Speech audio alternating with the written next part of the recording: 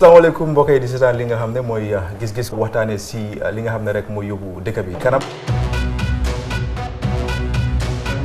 The Constitution provides President can declare a state of emergency in two circumstances.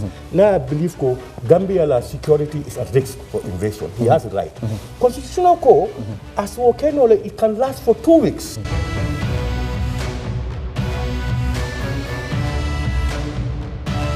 yéen ñëpp gis ngeen ne dañu oote ne nañ ànd soppi nguur gi fi nekkoon loolu pexe la parti yi bokkuñu xalaat bokkuñu jubluwaay lii pexe la rek pour génnee ngu réew ci loxo benn nit te jubluwaay bi mooy won ne fexe nag nit ñi moom réew mi ne nañu ànd ci xel ñu tabaxaat réew mi.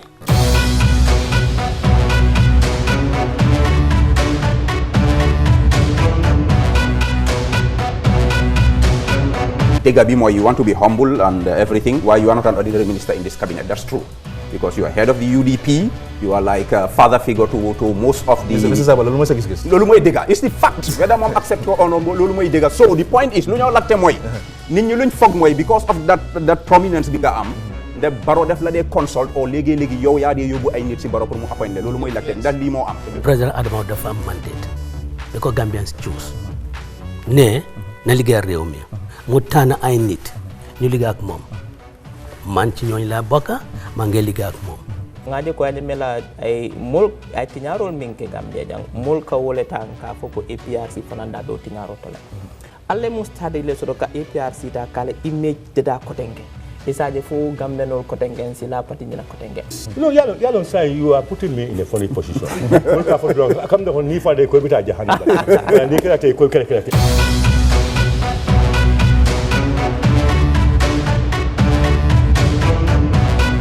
asalaamaaleykum mbokk ci gis-gisi tey bi tey nag dañoo ñëw waxtaane li nga xam ne mooy of course gisoon nañ amoon na time ñu gis first lady bi of course accountant bi ñu gis 35 millions boo xam ne dañ ko fayoon mu dem ci li nga xam ne mooy accountant depuis boobu ba léegi gisaguñ public bi maanaam public bi amaguñ dala lu leer ci loolu noonu moo tax ba tey ñu ñëw pour waxtaane ci loolu ba pare ci biir loolu nañ waxtaane of course gis nañ recently ñu gis witnesses yoo xam ne ñu ngi feeñu ci TRRC bi am wax yu bëri yu nekk di daw si dëkk bi ñii di ne council bi dafa nit pour develop ñii di ne witness yi nu gars yi doon tontuwee was not really okay loolu nañ ko waxtaanee tamit ci end bi dinañ ñëw waxtaanee li nga xam ne mooy of course diaspora bi pour gars yi war a mun a vote 2021 because dañ ne nguuri Barrow daf leen diggoon pour gars yi mën a vote because ñoom dañ de contribute a lot towards suñ GDP bi ba tax nag naaw fu mu nekk nii gars yi ngee maanaam complain ne government bi nekkuñ di leen gestu gars yi ngee complain ne loolu dafa leen di cost a lot ci biir loolu tamit dinañ waxtaan of course xam nañ ne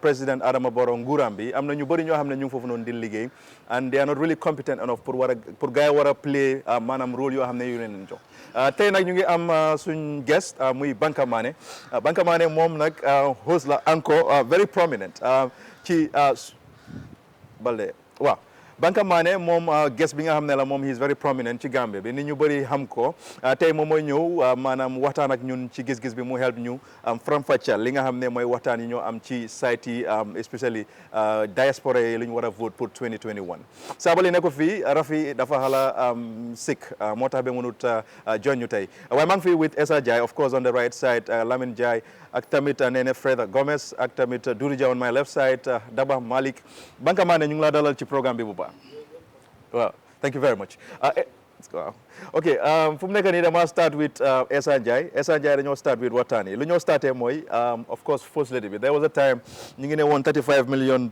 dollars yi lañ fayoon ci accountant bi and then bu gars yi defoon guest bi dafa am benn Chinese company boo xam ne TBEA ñoom ñoo maanaam yóbbu fay boobu noonu dugal ko ci account yi first lady bi ñu gis Fatim Badji mu resign ñu gis Alpha Bari mu resign because of loolu noonu after ci biir guest ñu gis ne the same company boobu mooy Chinese company boobu mooy TBEA day ñoom seen boppa NAWEC dañ leen award contract and contract bi word bi was about $18 million ñu bëri ñu ngi wax ne maanaam kickback la boo xam ne ñoom nañ defal dara li nga xam ne mooy nguuri Barrow bi of course OP and then ñu gis tamit ñoom tam ñu award dara ki nga xam ne mooy TBA sa gis-gis li Essa Njie and then ñu ñëw si ñum Lamin Njie. Ansu, thank you very much for that. For now, laajte boobu am na solo, but then it will still, go back to what we've been talking about here, especially last week. It has to do with the Barrow government synonymous to investigation. Investigation. And then at the end of the day, you wonder whether something tangible comes out of all this investigation. Is going to address, the abnormalities that are happening, especially when it comes to the issue of corruption, tackling corruption in the new administration. So, affair First Lady B, I think this affair be Yagana Dal. Is it not up to an year now? More than that. It's up to a year now, right? I think people have been talking about it. From now, at the beginning, what we bury on, a lot of people thought probably something, tangible will come out of it. But then it all subsided like that. Recently, just because, people the level of corruption in the country is probably high. The scandals have been there. Of course, among them is the First Lady scandal. But then, munuma wa liberasi lolo, because I think it's just unfortunate that such things are happening. It's not the only thing, but even the internal audit report recently, Lugena, from Agisneng also from the Office of the First Lady, a request was made, to be granted some, amount of money, which was undone. But then even with that, when that report came out, I was really shocked. I wouldn't say that I was disappointed, because it seems it is a norm under the Barrow government that such things can happen. Because I think Lulu Gambia Reklamuna where an internal audit report will come out to say that the government or the state is safe of $32 million. And it seems like everybody goes to sleep peacefully. Nobody talks about it. The executive, no reaction, no action taken by the executive. It's normalized in the country. So a very First Lady Bidal, it's unfortunate that it happened. Munuma say what that except if we wait for the investigations to let them come out with their whatever reports they want to come out. And let's see how they do. You move to Lamin Jai, but let me start with Banka now. Banka, yengen away, yangi one states. Of course, hamne ne bokangen sinyu bari nyo hamne yana don fighter linga hamne moy yaay jame num don doxale rew mi beta degen ko ñaawtal legi ñu gis Adama Barrow nit ñaa ngi wax ne mu ngi involved ci corruption moy nit ñi lu ñoo wax luñ gisagum so far because there are a lot of commissions yoo xam ne ñu ngi tegu but problems yi they are yet to be solved. Sa gis-gis, if you have to compare, let's say, Jammeh's regime and now of Barrow, lan mooy sa opinion about ndax Barrow mu ngi try ci wàllum affaire corruption or not?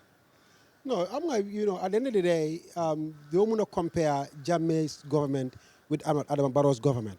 Loolu moom doo ko mën a def. Because Adama Barrow tufliyam sax moo jën Yaya Jammeh. Si wàllum corruption or human rights or any other fànn bu nga gestu. So loolu bëgguma make that comparison. However, though, what I will say though is that anytime there is even a perception of corruption, government must do everything it needs to do to clarify. And because you see, every corruption is about transparency. Because sometimes even when people allege corruption, it may not have been a corrupt act itself that has taken place. Not necessarily, sir. But if the perception is given that there is a corrupt act that has taken place, that in of itself is a problem. And because there is no transparency. Because for transparency, it's very rare for people, because li nga xam ne leer na rek ñëpp gisal seen boppa xamal seen boppa li nga xam ne moo xew most of the time people at least they will know what the facts are. Now partisans or opposition might say this, might say that. I get that, to score points. But in the end, at least you're leeral nga li nga xam ne ko wara leeral. So unfortunately, the transparency part foofu la Adama Barrow laake. The façon yii nii su xewee like you were talking about the Fab Foundation. Okay, yow sa gis-gis loolu. The same issue la. Nañ leeral nit ñi exactly what took place. So leen laajee they cannot literally I don't know about you guys. I haven't really heard any credible explanation for what actually transpired. And loolu mooy problem bi. Now I'm not saying jël na xaalis wala jëlul xaalis. I get that. Okay. Now Banka. But then yes, gaa nañ ne 35 million bi after bu ñu ko dugalee ci Fab Foundation account am bi dañ gis few days after xaalis bi was transferred to benn chartered flight company, Portuguese yaa ko moom of course, and Portuguese, sorry. Is it White Airway? Yes. So opinion about that? I have heard all those stories. Yeah. Waaye li ci nekk mooy ne boo déggee loolu sax da nga xam ne lii dara leerul si. Because 35 million bu dugga si account First Lady mu jékki-jékki rek dem fay for air travel somewhere for government activity. Hello? Why would money be used to pay for a flight that was meant for government activity? is the foundation linked to the government in that way? I mean, so again, so dara leerul si. And so mota amane, it comes down to transparency. Anytime there is lack of transparency, there is always, in fact, in most cases, it always turns out that there is lack of transparency for a reason. And that is, there is a corrupt act that has taken place. And so mortal always, even if there is nothing wrong that took place in the affair, make it clear, explain to people in a credible fashion. What a man is credible, that I can look at and say, oh, okay, I get it. Limo hell and nila fatajo. But loli man dega gumako. And so, really, I don't blame people who are alleging corruption. I don't blame them because anytime there is perception of it given, you are opening yourself to that kind of criticism and accusation. Okay. That's the problem. Okay, Lamin Jai, say Giss Giss on this. Problem FAB Foundation, $35 million nekk na loo xam ne man suma gis-gis this is going to be the one thing, the one single thing bi nga xam ne dina sonal President Barrow sooner or later. And if they want to so li ma doon wax rek mooy mbiri 35 million bi moom nekk na loo xam ne it's the one thing boo xam ne mooy sonal President Barrow sooner or later.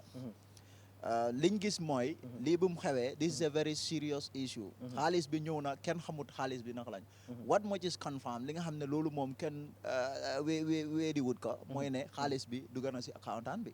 xaalis bi jékki-jékki disappear ñu ne président bi dafa war a tukki dem China mu ngi war a dem China on a state visit boo xam ne xaalis bi at the end of the day using ko pour fay plane am bi. And at the outset, there was a lot of noise, and they said, ñoom li ñu wax foundation bi through one of their officials li ñu wax mooy ñu ngi gestu ñu ngi def investigation si mbir bi. Coming to what now, maybe 2 years, that investigation, I don't know where it is. But there is a lot of things yoo xam ne leeraluñ ko si mbiri 35 million bi 35 million bi dafa wala leer. Okay, your opinion after dañ gis the same company. waaw Tibia waaw liñ gis mooy okay Tibia is one of those companies yi nga xam ne ñoom I mean they had an interest because nawek dañ soxla service. Tibia mu doon benn company boo xam ne bokk na ci loolu noonu. waaye da ngaa gis ne tamit foofu tamit it's a problem. ñu bëri li ñu wax mooy Tibia soo gisee ñu fay 35 million bi to this account. They were trying to this issue of quid pro quo lañ bëgga suñ ñëwee fii bëgga fi service bëgga fi contract bi waaw comme loolu wax nañ ko waaye da ngaa gis ne loolu nawet daaxalu nañ ko I mean man I tried to investigate this it's very difficult some of these things because really they will not give you the facts dinañ liñ laa jox it's not enough dañ lu ndaw la lu tuuti lañ laa jox yow li nga soxla sax doo ko am wala de nawet liñ laa wax mooy ok project boobu noonu contract boobu noonu it is not Gambia government money. Gambia government has no control over it. This money is coming from the World Bank. The World Bank, which I agree, really, World Bank will not enter into anything where there is corruption. I don't think so. Really, I'll be very much disappointed. Su ma gisee ne World Bank mu ngi dugal loo xam ne lii setut ñu duga fa. liñ nekk di wax xaalis boobu noonu government bi moomun ko xaalis bu nawek wala government war a fay Tibia si contract boobu le it's not coming from government. The money is coming from the World Bank. ñoom seen boppa ñooy supervise seen project bi. ñoom seen boppa tender bi buñ tendee contract bi project bi already. nga gis ne ñoom ñoo hire seen consultants. They are going to pay them directly.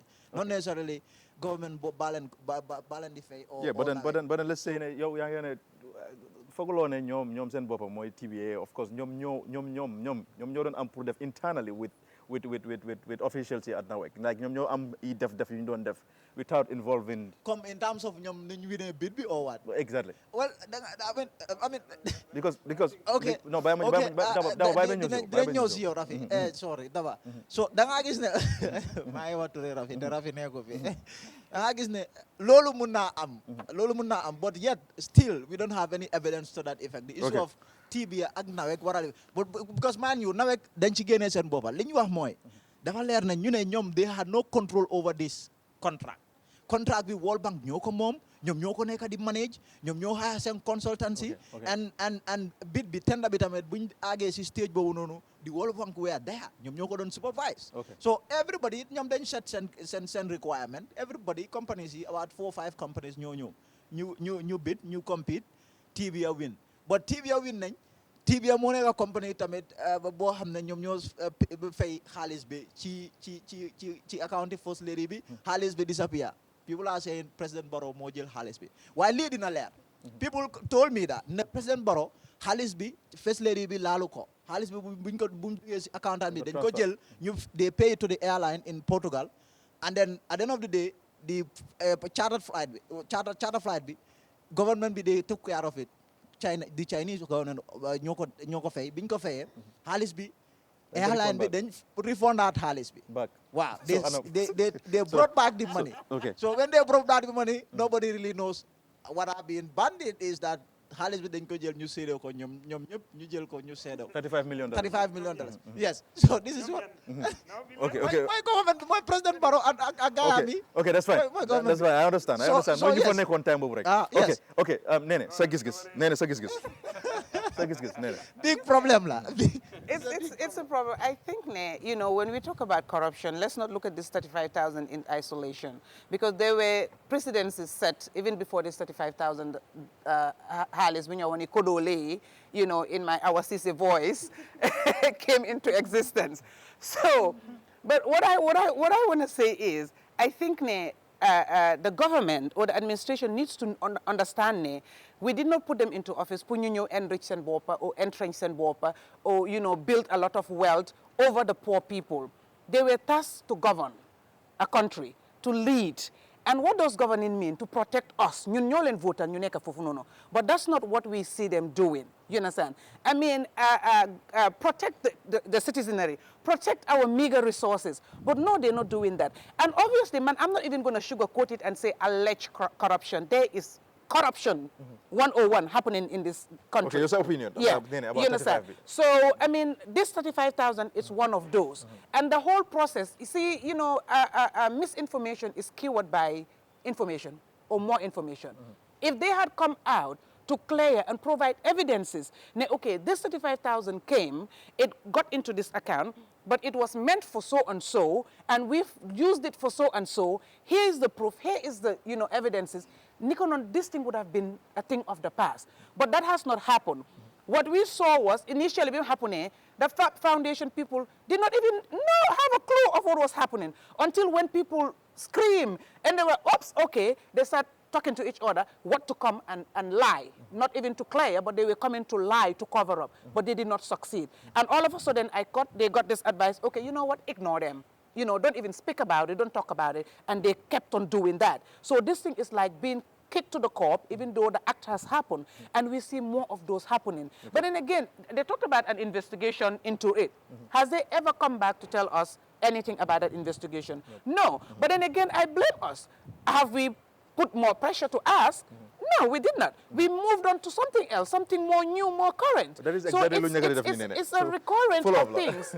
It's a recurrent. No, but at the end of the day, you understand, I mean, us talking about it, yes, it's going to go out, but then I expect the journalists, you understand, let's use other platforms to put pressure and ask the questions. That's what we need to do. Maybe Manayo, I mean, the opportunity to sit before the First Lady or before any of the foundation people or Barrow to interview them, because we're not journalists. But then the journalists may have those opportunities, may have those chances to do that. So when you face them, ask them the questions. They may not like it. We do. Is there, you are not supposed to stop. Keep on asking, because we do all the time. But you have officials really who do not. They will never answer you. No. You don't have to. What they are going to give you is not enough. Blue, that's not the problem. No, I don't think that you should think that, okay, we've asked once, twice, they've not answered. Let's move to something else.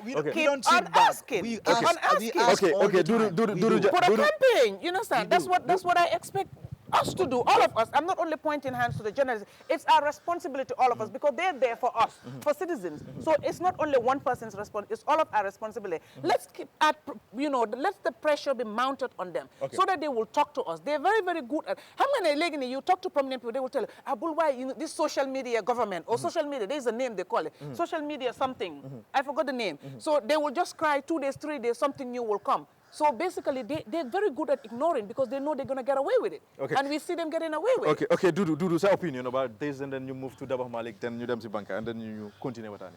Dudu. Jërëjëf Amsu di rafetlu rek suma naataango yi idea yi ci joxe it's definitely very brilliant. About this 35 million man fu ma ko xoolee daanaka suñ ko waroon a toppa li ma gëm mooy liñ lekka la dem benn anything yoo xam ne dafa involve ñi ñoo xam ne ay kilifa lañ surtout first lady jabari président rôle modèle la yaay la mag la rakala ci ñeneen ñi da nga war a am melokaan boo xam ne nit ñi di royee ci yow ñu ci bari taka lu bari kon lépp luñ ko tuumal moo ko def defut ko loolu luñ war a leeral la benn nguur surtout soo ko jiitee loo xam ne yi fi xaalis parce que soo waxee développement xaalis moo tax ñu ne développement luñ fi bugga ci secteur yëpp pour mu dox xaalis is kii pour lu ko mun a yóbbu kon lu mel ni 35 millions du xaalis bu ndaw ñeneen ñi suñ ko déggee ñu ngi xalaat ne yan njëriñ la mun a def ci réew mi kon loolu war na ñoo mun a wax fan la jaar suñ waxee ne dugga na ci account mu disappear man gëmuma ne dafa disappear mooy jël nañ ko kay dugal ko ci leneen fiñ ko dugal foofu lañ war a leeral fan la jaar te soo xoolee nguur bi foog ñu joxoñ leen baaraam ngir li fi manqué yëpp ay millions la du port du nawet lu ñëw dañ koo gestu wax bi léegi munuñ cee déggal lu leer esa mu ngi koo wax kon mbir mi ñiy gestu ndax dëgga-dëgga ñu ngi koo gestu wala ñun la ñoo bëgg a jox xibaar ñun ñu toog di xaar dallu ñoom ñu nekk di naan seen coffee ak seen ndox bu sedda ñu nekk ci yeneen dama gëm ne am nga media bi am na a role to play waaye ñun tam comme yu mel nii ñu cee def topic di ci wax suñ xalaat it is key it is very important duñ ko mun a bàyyi media bi rek xëj na man am naa ko am ne su ma waxtaanee moom ma am si xibaar su boobaa ma jotali ko media bi ñoom tam ñu am fuñ jàppa parce que ñu bari ci ñoom di moment media la rek duñ ci bëgg a feeñ duñ bëgg a sa waxtaan ak ñoom wala lu ñoo nëbbo dafa bari waaye fi ma daanelee mooy xaalis boobu fu mu commencé mooy trip la woon to China maanaam ma gëm ne ñu bokkoon si trip boobu ñëpp dañ leen war a engage xëy na dina am liñ ci xam loo xam ne waxuñ ko waaye soo waxtaanee ak ñoom am luñ feena then you connect the dots dina am fu ñoo jublu daal waaye ñoom mi nekkoon ci trip bi daal buñ leen bàyyi so yaa ngi mention chop da nga ne gars yi dañ ko chop so who exactly because da nga ne chop nañ ko waaw lu mel ni nguur bi moo nekk ci boppa bi su ko ñeneen lekkee sawa responsibilité am la because institution si dugga na génn na yëpp nguur baa nekk ci boppa bi ñoom moom doo leen ci mën a génne ok Daba Malik sa opinion am na lu si xam génnewu ma ko ci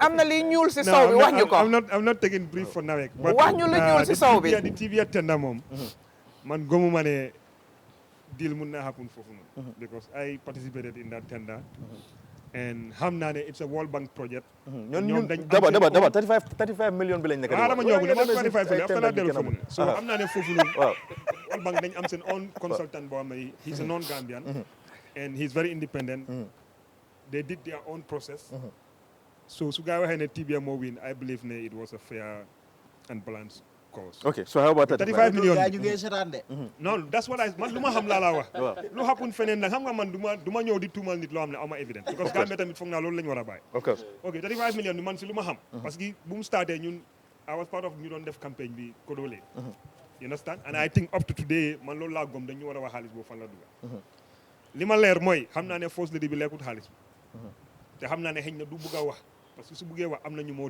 taxal président bi top government official si secretary general bi woon ñooñu ñëpp xam nañ si dara because man si lu ma am si information they gave a wrong advice pour use first lady's account without the knowledge of the first lady understand nga because xaalis bi was coming from TBA loolu dëgg pour ñu sponsor because they are a company they want to come in Gambia pour invest so ñu ne ok xaaral ñu fly government nga ñu ñëw China gis some of the projects ak suñu implementation ak liggéey yu ñu def that was the reason why pour ñu invite guys in China so government tamit na lañ comme temps ba government baa ngi ñëw ees so ñëwee ñu ñëw laa xaalis pour dem China because coow yi mu ngi bari so ñu ne gars yi ne léegi yéen da nga ñoo fund bill da nga ñoo if you can foot the trip there's no problem so ñoom tam ñu gis loolu comme like ne opportunity la and they use it ñu dem so these people pour ñu seen xaalis bi it was supposed to go through the normal government account but foog naa am nag benn secretary general bu leen advise na it's going to take days pour mu that's going to take days understand nga so the easiest way they can do comme then gaa ngi just launch on First Ladies Foundation ñu ne it's easy comme private account la the money can just quickly do transfer there ñu withdraw ko and then the process go but First Lady bi xamul si anyway the person who spoke to me said ne First Lady bi xamul si dara understand nga so that's what they did xaalis bi went to the airline So Lamin Jai am na beneen information that the money came back, but xaalis bi su ñëwaatee back tamit I think it's important ne ñoom they need to come out and tell people ne su nekkee dañ ko use on their personal issue or dañ ko use on government service they need to come out and tell people ne dañ ko use fii nii. Okay. So even though man du ma accept business bu soxla dara in Gambia muy fayal suñ government di leen fay allowance pour ñuy tukki man du ma accept loolu noonu. But su nekkee ne foofu la ko gars yi use I think it's better let them just come out ne loolu lañ ko use but that time xëy na government bi mu ngi ñëw ees amuñu woon xaalis or amuñu woon experience and loolu xëy na people can buy that but the fact that ne ñoom ñu ngi noppi investigation xam ba pare ñu nekkoon even si board boobu noonu they cannot just resign rek and just keep quiet like that. I think it's important that those board members ñu resign so they need to come out and tell people what they know about it parce que su nekkee da nga resign rek nga noppi lan moo tax nga noppi waxuloo you understand so because pour man suñu bëggee set examples we cannot just keep pointing rek ne okay government should do this but ñun tam ñu nekk doomi réew bi because ñu nekkoon si board boobu noonu they are Gambians you understand te xam naa ne ak lum dee suy benn nit oo ñaari nit am na ku si xam dara xaalis boobu fan lam duga one person within the group xam na ko te xam naa ne tamit government bi first government bu mu ñëwee ees ñu nekkoon si government bi ñooñu noonu am na ñu si xam dara so ñoo ñëpp mënuñoo dem ñu toog ñu noppi like that then it means ne ñoom ñëpp they are complicit understand nga ok dégg la ne first lady bi will take responsibility because xaalis bi foundation bi si account am xaalis bi si account foundation am la duga but that does not necessarily mean ne moom moo jël xaalis bi and I think moom tamit dafa am obligation moom tam pour mu ñëw out pour clear boppam su nekkee moom xamul si dara lekkul xaalis bi let her come out mu wax ne man lekkuma xaalis bi jaar na through my account but based on the advice of Mr XYZ moo tax ma accept xaalis bi mu jaar suma account waaye man lekkuma ko parce que su ko defut change of government su amee mun nañ koo toppa si loolu wala loolu dafa nekk woy boo xam ne dafa taxa si daram kon xam nga dafa sàcca xaalis fekk sàccut xaalis so man I think ne si owe to Gambians mu ñëw pour wax ba pare government bi tamit de owe to Gambians ne they need to explain xaalis boobu noonu fan la dem su nekkee am na ñoo xam ne ñoo ko lekka tan dañ war a set exemple su ñoom ñu prosecute lañ because man loolu laa gëm I don't just believe ne dañ ko war a bàyyi noonu rek mu jaala ok so maa ngi leen di remind ne nga ni seetaan gis-gis fii ci Tamala but then let me just come back to you Banka léegi ñu ngi gis recently about some top officials justice si ministry bi gars yi maanaam séedoo about $10 million and then ñu bëri ñu ngi complain ne nu ko gars yi defee was very wrong ñi ngi wax ne loolu is okay pour gars yi war a am loolu because dafa amoon service boo xam ne dañ ko offer to the country moo tax ñu jox leen that 10 million so opinion on that because gis nañ even Batambidu former minister bi tam suma xarit involved waaw well look man no he's okay the fact of the matter is that when this whole thing broke the news broke on one of our programs I believe a program before the last one the issue came up and our position was the minister should come out and clarify and explain what actually happened because again the lack of transparency is the problem but along the way I even spoke to somebody who seems to kind of have a good idea of what took place and this doesn't look good something ain't right with how this was done I mean there are in fact constitutional provisions that back up the idea that they is inappropriate and I think the way even the process itself the way they went about it there is defending them again they need to this has to be explained clearly because with what I've heard so far man I've gotten really concerned about the process about the whole arrangement I have really been because look you are talking about government officials who got paid on the side while on government duties technically right this was supposed to be an assignment by the Gambia government and these are government officials now this honorarium thing I know there's been a talk that it's normal but this one here with what I've heard and the person spoke to me in confidentiality so I don't want to delve too much into the discussion because the person doesn't want his cover blown but with what I've heard and the way the whole process went down I have some serious concerns I think the Ministry of Justice should explain these things once again and clarify because I think that the way it was done it was both unethical and it was also unacceptable and it could be even easily called corrupt. Okay, now, Banka, let's say, for example, 10 million to your opinion, where exactly do you think ne foofu la war a dem is it ne ministry bi si boppam bi ñoom dañ let's say seen officials yi ñoom ñoo war a séedoo xaalis bi or dañ ko war a yóbbu to government They go to government. Okay. That money should have gone directly to the Gambia government. Again, even if it were to go to them, I think the process in of itself, the way it went down, Okay. the arrangements and the it just I'm not comfortable with this arrangement at all. Okay. With what I've heard so far. Okay. No. Okay, now because of this, dama just jël example of, for example, President Adama Barrow, Yahya Jammeh. We know very well Nigerian they jël gift from outside, investors like you know. To you, do you think that is normal? Because Lord, I'm going to link with this thing because they are not even they are not really different. You mean Yahya Jammeh? Yahya Jammeh and then the current president. Then they get gift from people outside, investors like you know. To you, is that okay? No. Look, as for public officials in the course of the execution of their duties, should not be receiving gifts. Because look, I've always operated in private industry. And I know, and I've been part of bidding processes. And I know that any time you do, the business does something for public officials, they are not just doing it out of the goodness of their hearts. Okay. It just doesn't happen like that. Okay. There is always some string attached to it.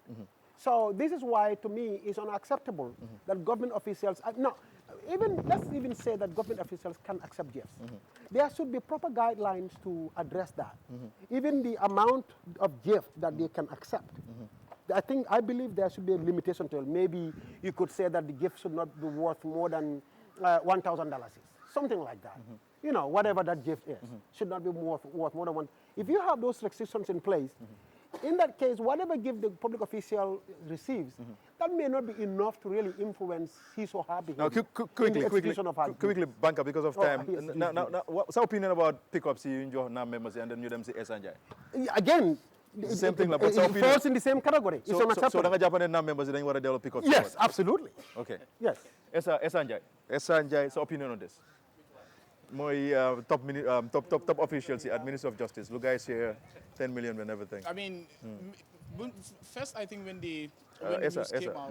the news came out, I mean, the government of the Gambia reacted with a statement from the spokesperson, who made a statement to say that, okay, these were, the legal procedures were followed and the payments were made in line with that. But then my favorite investigative website or news website, you call it, Malagan. I read their investigation, their story on this thing. And then, clearly come Banka Lumko Waherek, I mean, a very gift to public official. I think then you want to understand public official, the reason why, in fact, you able to have that gift is because you are serving the public. So, Togon Sakir, wala sa nik, don't receive lolu nun. And a very honorarium being you try to kind of legalize or say it was done in the legal. How was it done in the legal way? Manfofula missed in the government's press release or the statement that they came out with. It was not clear how was this done. And Malagan investigation, Soko reading, you come to realize that even in line with the Constitution, 1997 Constitution, and also the GOs, I mean, the honorarium being paid to these people was actually wrong. Understand? Because like he said, it was in the execution of their duties, and any public servant or civil servant in the execution of your duty, you shouldn't receive any other payment. Understand? Especially within the working hours. More than even if you're a public official, you happen to go for a how do you call it, a workshop, let's say from 8 o'clock to 4 p.m., well, you don't receive any payment for that because it was during the hours of your job. Okay, let's just assume Lugaron Def was out of normal hours then. Of course. Normal hours. What normal hours like done the game? Well, I don't know. But and then what is more funny is that because outside country la bena what do you mean by it was on behalf of the government. And anyway, you come to that is it the ambassador of Saudi Arabia in Jeddah, who was even going to the OIC secretariat in Jeddah, kind of pressurizing these people, telling them that the legal firm that is responsible for this, in fact, has pre-financed this. Do you understand? We have waited for so long. come as if you begging them. I mean, that itself is irresponsible on their part. So, man, what actually are they looking for in this whole process? Lola, I'm to understand. And this, as you said, the case was done on behalf of the Gambia government. Why will certain individuals, you see, sometimes they normalize certain things in this country. It's just disheartening. Why will certain individuals be paid millions of dollars? When you have the poor in this country, in the remotest part of this country, the farmers, the women, in the market, trying to earn a living under terrible living condition in this country. You just have few top officials in ministry receiving millions of dollars out of that. And then we just take it to be normal. They want to, okay, honorarium because of the service that they render. What kind of service have they rendered? And the case is still ongoing. We are talking about how many years that they will be receiving this honorarium. How many years are we talking about? Are they going to continue receiving this? Now, how about the fact that Tambidu, Denko Johalis, Lolo is really funny. Now he's no more part of government, but still mom jelna walam. Lolo, you know what he started the whole process. I mean, he started. Yeah, I know, he started it, but then Nekufa right now. But Dauda Jallow was not there. Exactly. Dauda Jallow was not there when this whole thing started. Why will he? Mom, for Tambidu, I can even understand. Exactly. But why Jallow? Mom, when did he start? In fact, follow touch. Yeah, follow touch. As Maro will say to Labo, follow touch. Okay. So man, I cannot just get it. It's just so terrible. 54 pickups that you mentioned. From now when this whole thing started, then there was the marriage was very sweet between the political godfather and the political son. And then at some corners, we know the people who were shouting to say that no, then you want to receive, pickups, and all those parliamentarians, specifically from the PDRS, then reject the pickups. I mean, a lot of talks were around like Lutan Yuwarko reject. They're acting as if they are demigods or they are infallible here and there. Those who were rejecting that, who were talking about it, are the very ones who are not talking about corruption in Barrow's government. Well, you just mentioned it. I don't mind being attacked. But then during that time, they never saw this as corruption at the time. They never saw this as corruption at the time. And now they're talking about corruption in Barrow's government. When has the... Okay, Lamin, so opinion. So opinion on 10 million. Opinion on the 10 million. Well, I mean, I think 10 million be nekana lo xamne dafa serious because the way and manner in which it went was totally wrong. You cannot be rendering service lo xamne public service la. You are doing it on behalf of government, on behalf of the state ngay fay sa bopa.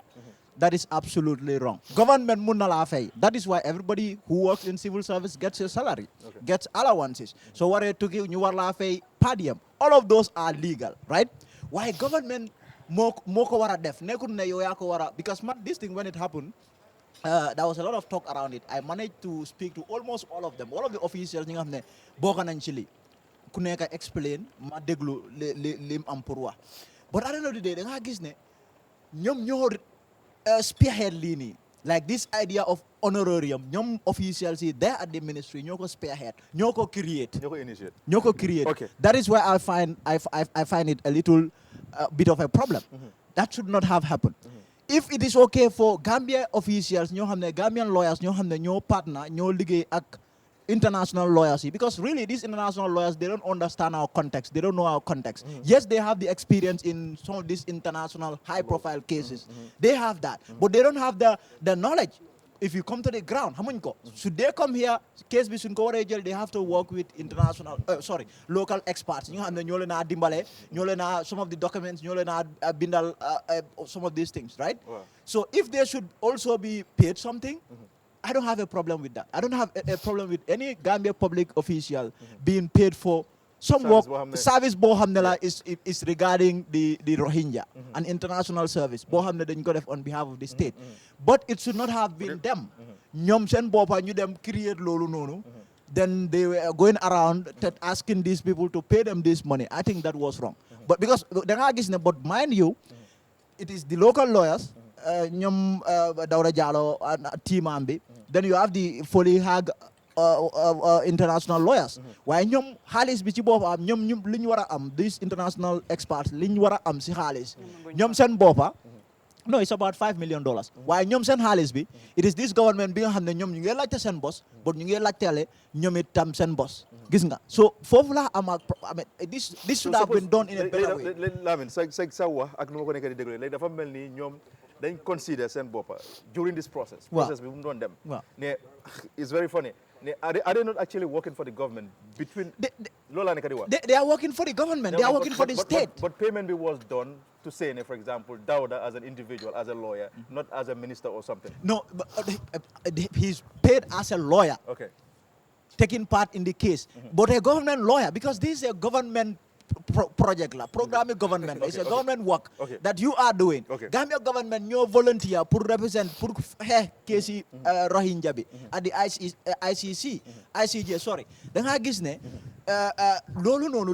state bila, government bila. Anybody who is part of that work.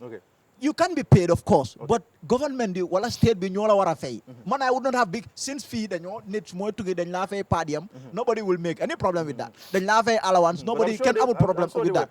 I'm sure they were paid padium. No, we have not. We have no knowledge of that yet because we have no knowledge of that yet. There's no government official whether they were paid them for government. No, at least one of them, honestly. Da nga gis ne at the level of the ministry, ñom ñoo push li ni, ñom ñoo create li, ñom ñoo binda li, create li. They were asking these people to give them this money, but li nga wara understand tamit moy when these Arabs, the OIC guys, duñ len bindé, dañ create budget because when they got the services of this international firm, ñom dañ create budget, but in that budget ñu include ñom sen honorarium. They gave it to these people and they approved it. You know, okay, that's fine.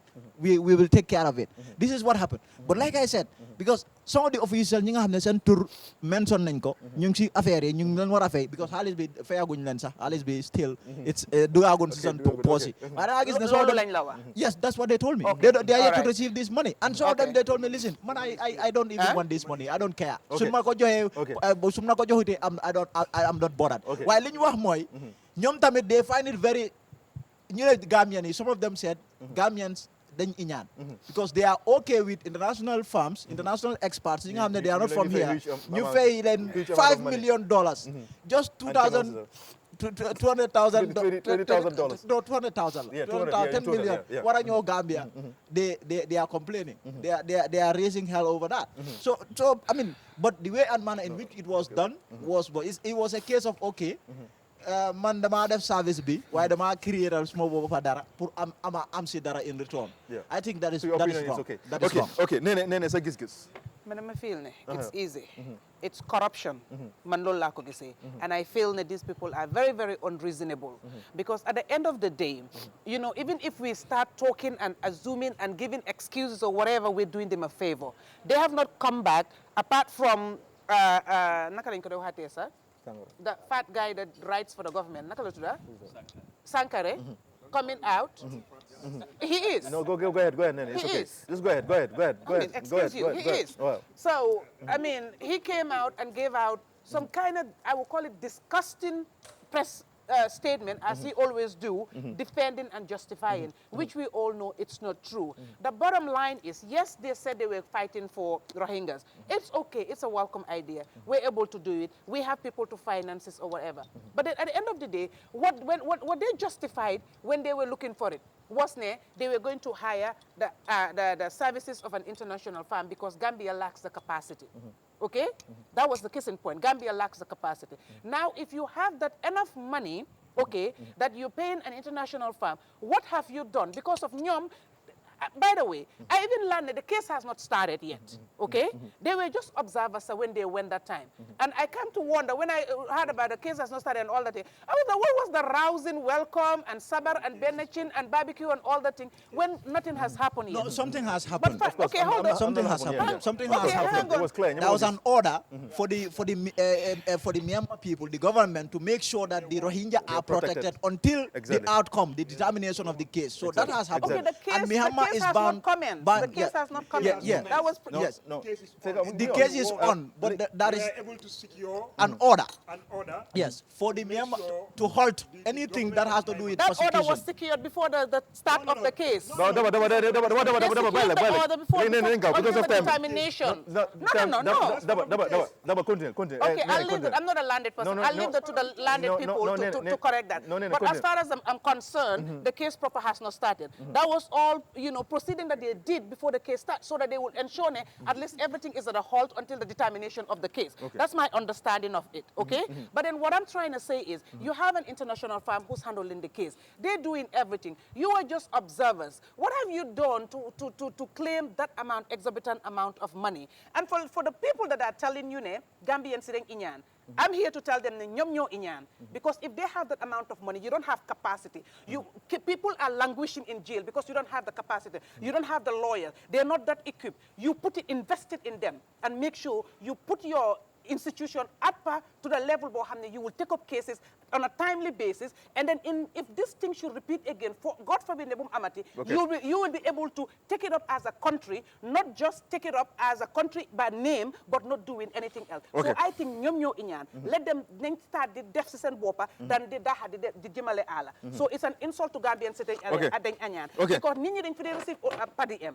It's like a lucrative business. Nyata tukila fi nini def ñep go because of PADM. Ñu dem duñ dem meeting, ñu ci Marseille, ñu ci shopping, ñu del ci wat. It doesn't add any value to the country. We've been talking about it. It still continues. And they've gone to this trip. Prior to this money, before the request for this payment. And they've been paid. All their trip were fully funded. They've been paid per diem and all that thing. You understand? And it was during the course of their work. So for you to come back and request for this and say or whatever, you're not entitled to it. I call it stealing is corruption. Okay, Nene, do just your opinion on this, and then you sit Daba, then you sit banker, yeah.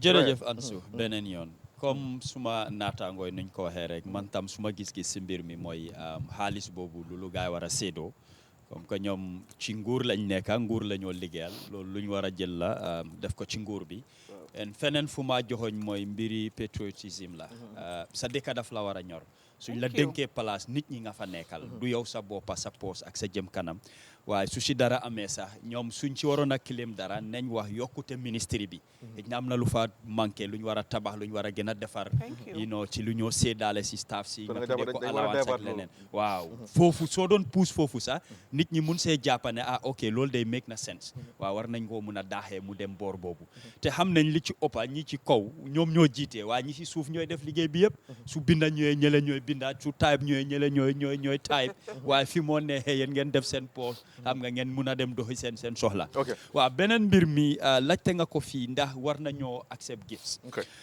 man dama ko de emphasize torop dëgg la démocratie waaye ma ne Gambie nañ xam ne dëkk la boo xam ne ay nit ñu gëm yàlla ñoo fi nekk julit bi christian bi te am na loo xam ne suñ diine moo ko def si ñun teg ko démocratie mënu koo génnee doo jël loolu ci nit ñi ñaareel mooy aada ak cosaan si lañ ñu yar loolu lañ góom doo ko mën a dindi ci nit ñi su fekkee ne yi fi bribery la may la oo neexal la dara pour am leneen loolu moom dañ ko daaxalu diine nangu ko ci ñun luñ ñu yaree tam xamuñ ko waaye su dee nit lim la may ñun luñ xam si aada ak cosaan liñ la may looy jël la soo bëggul nga jox keneen te diine ci boppam lu la santaane al ikramu laa yuraddu la wa lu la nit ne pour may la ko doo ko reject so kon soo ko bëggul da nga ko jël nga jox ko keneen da nga bëgg ne pick up is normal fan la jógee luñ war a lijjante la man tey su ma ekkati woon dara may la lu leer la si Dudu Jala jógee maa la may mobile xam nga loolu dara lëndemu ci gisuma problème ci loolu waaye suñu waxee ne misaal 57 pick up ñëw na kan moo ko joxe ak pick up bi lan moo tax ñu joxe ko may la wala dafa am leneen luñ see séntu moo tax ma tudda bribery ma tudda gift bribery da nga joxe ngir dara may nag may la amul leneen loo si séntu na Dudu xam nga ne ñeneen dañ lay joxe gift in return you expect something non loolu doo ko mën a tuddee gift loolu nekkul gift loolu bribery la in a form of gift lañ la ko joxe déedéet moo tax ma leeral gift gift da nga maye doo si séntu dara loolu sa xol moo la ko may ak pour yàlla fay la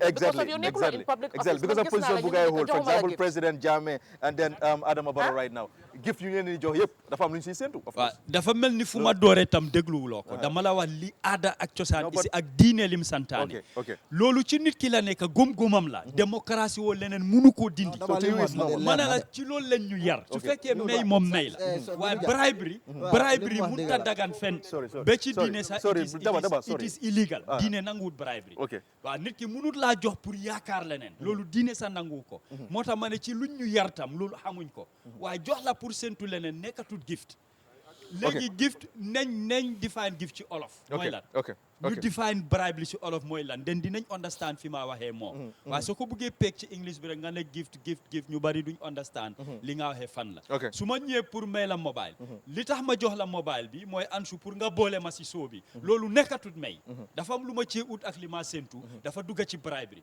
waaye dama la may mobile ngir lan xëy na gis naa ne am nga mobile waaye su ma éene la ma ne may naa la mobile séntuwuma ci dara soo ma ci waxut jërëjëf sa warut ma su ma may mobile kañ bala ngaa ñibbi naa la jox mburu wala drinks loolu moom is normal soo ma joxee dara in return foog ma jox la dara olof mu ne bala ngaa ne naam ne fa xam nga soo déggee di ma may mburu da nga am mburu non but then it's different bala ngaa ne naam ne fa soo gisee maa la may mobile sentuuma mburu non it's different bii ñu ngi wax about président bi sa baaxaay moo tax Dudu ok dama Malick lu moo wax ni comme yi fi diine aada cosaan and all that not affaire gift I mean su ma ñëwee tey Ansu jox la mobile that's normal another person in the street okay that's normal but then in the execution of your duty so it's because of your position ma seet la rek okay jox la gift that could also tantamount to bribery in the sense that xëj na am na li ma si ot okay it will be called gift because I mean, from the surface, nobody will see it as bribery. Because after the bi nga wax nii, I can cite an example. I can't remember exactly Kanla, but then it happened during the time of the Prophet.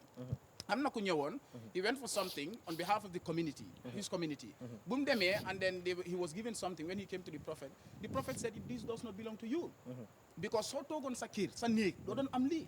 You were serving the people, therefore it belongs to the people. So even diine, gift, it depends on in what position lañ la ko jox. Let me help you. Okay. While serving the people, dañ la ko jox or not. In your individual capacity, that's normal. But once you are serving the people, you are in position. Okay. Now. Harama help ko fofu. You have do quickly because you have viewers. Dafa am lu ko non la ko buga dimbele. Ay sahaba yu don tukki la. Ñu dem be ben deka, ñoo na ci two narration. Ben bi jaan la wax, benen bi mu ne scorpion, am kum mata.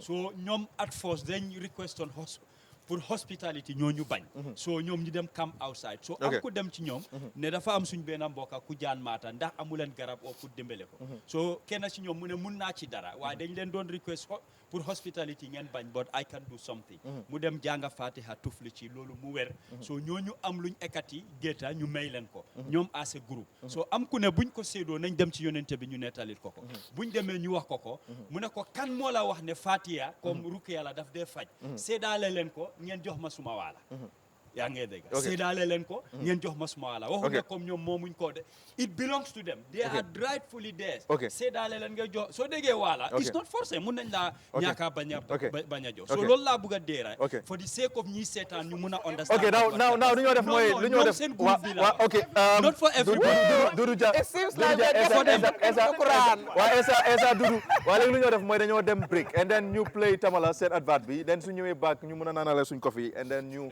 am banque ñu waxtaane about diaspora seen voting beeg yooyu noonu dañ dem break den su ñëwee back ñu continuer ak waxtaane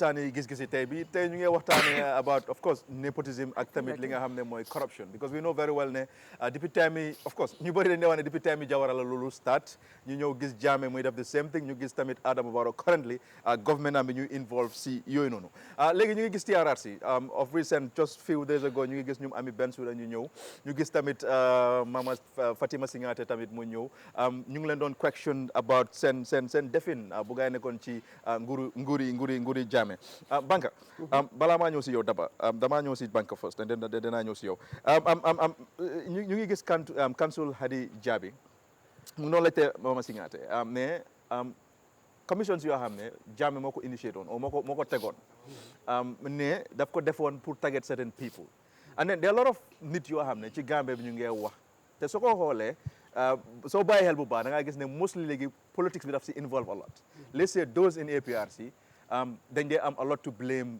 commission bi I'm not saying all but most of them and then di nga gis UDP tam ñu play some part si complaints yu gars yi def nga gis CA tamit ñu def the same thing Doy def the same thing all these political parties even GDC no nee I'm just saying example la rek now I just want us to be clear panelist nga fi nekk panelist nga okay now Banka gaa ngee wax ne current commission bi right now ne dafa target certain people ne council si gaa ni ndee tuuti law witnesses. So opinion on that, and then didn't you see Mama Singate appear and everything? Man, I disagree with that. I don't even know what that would mean.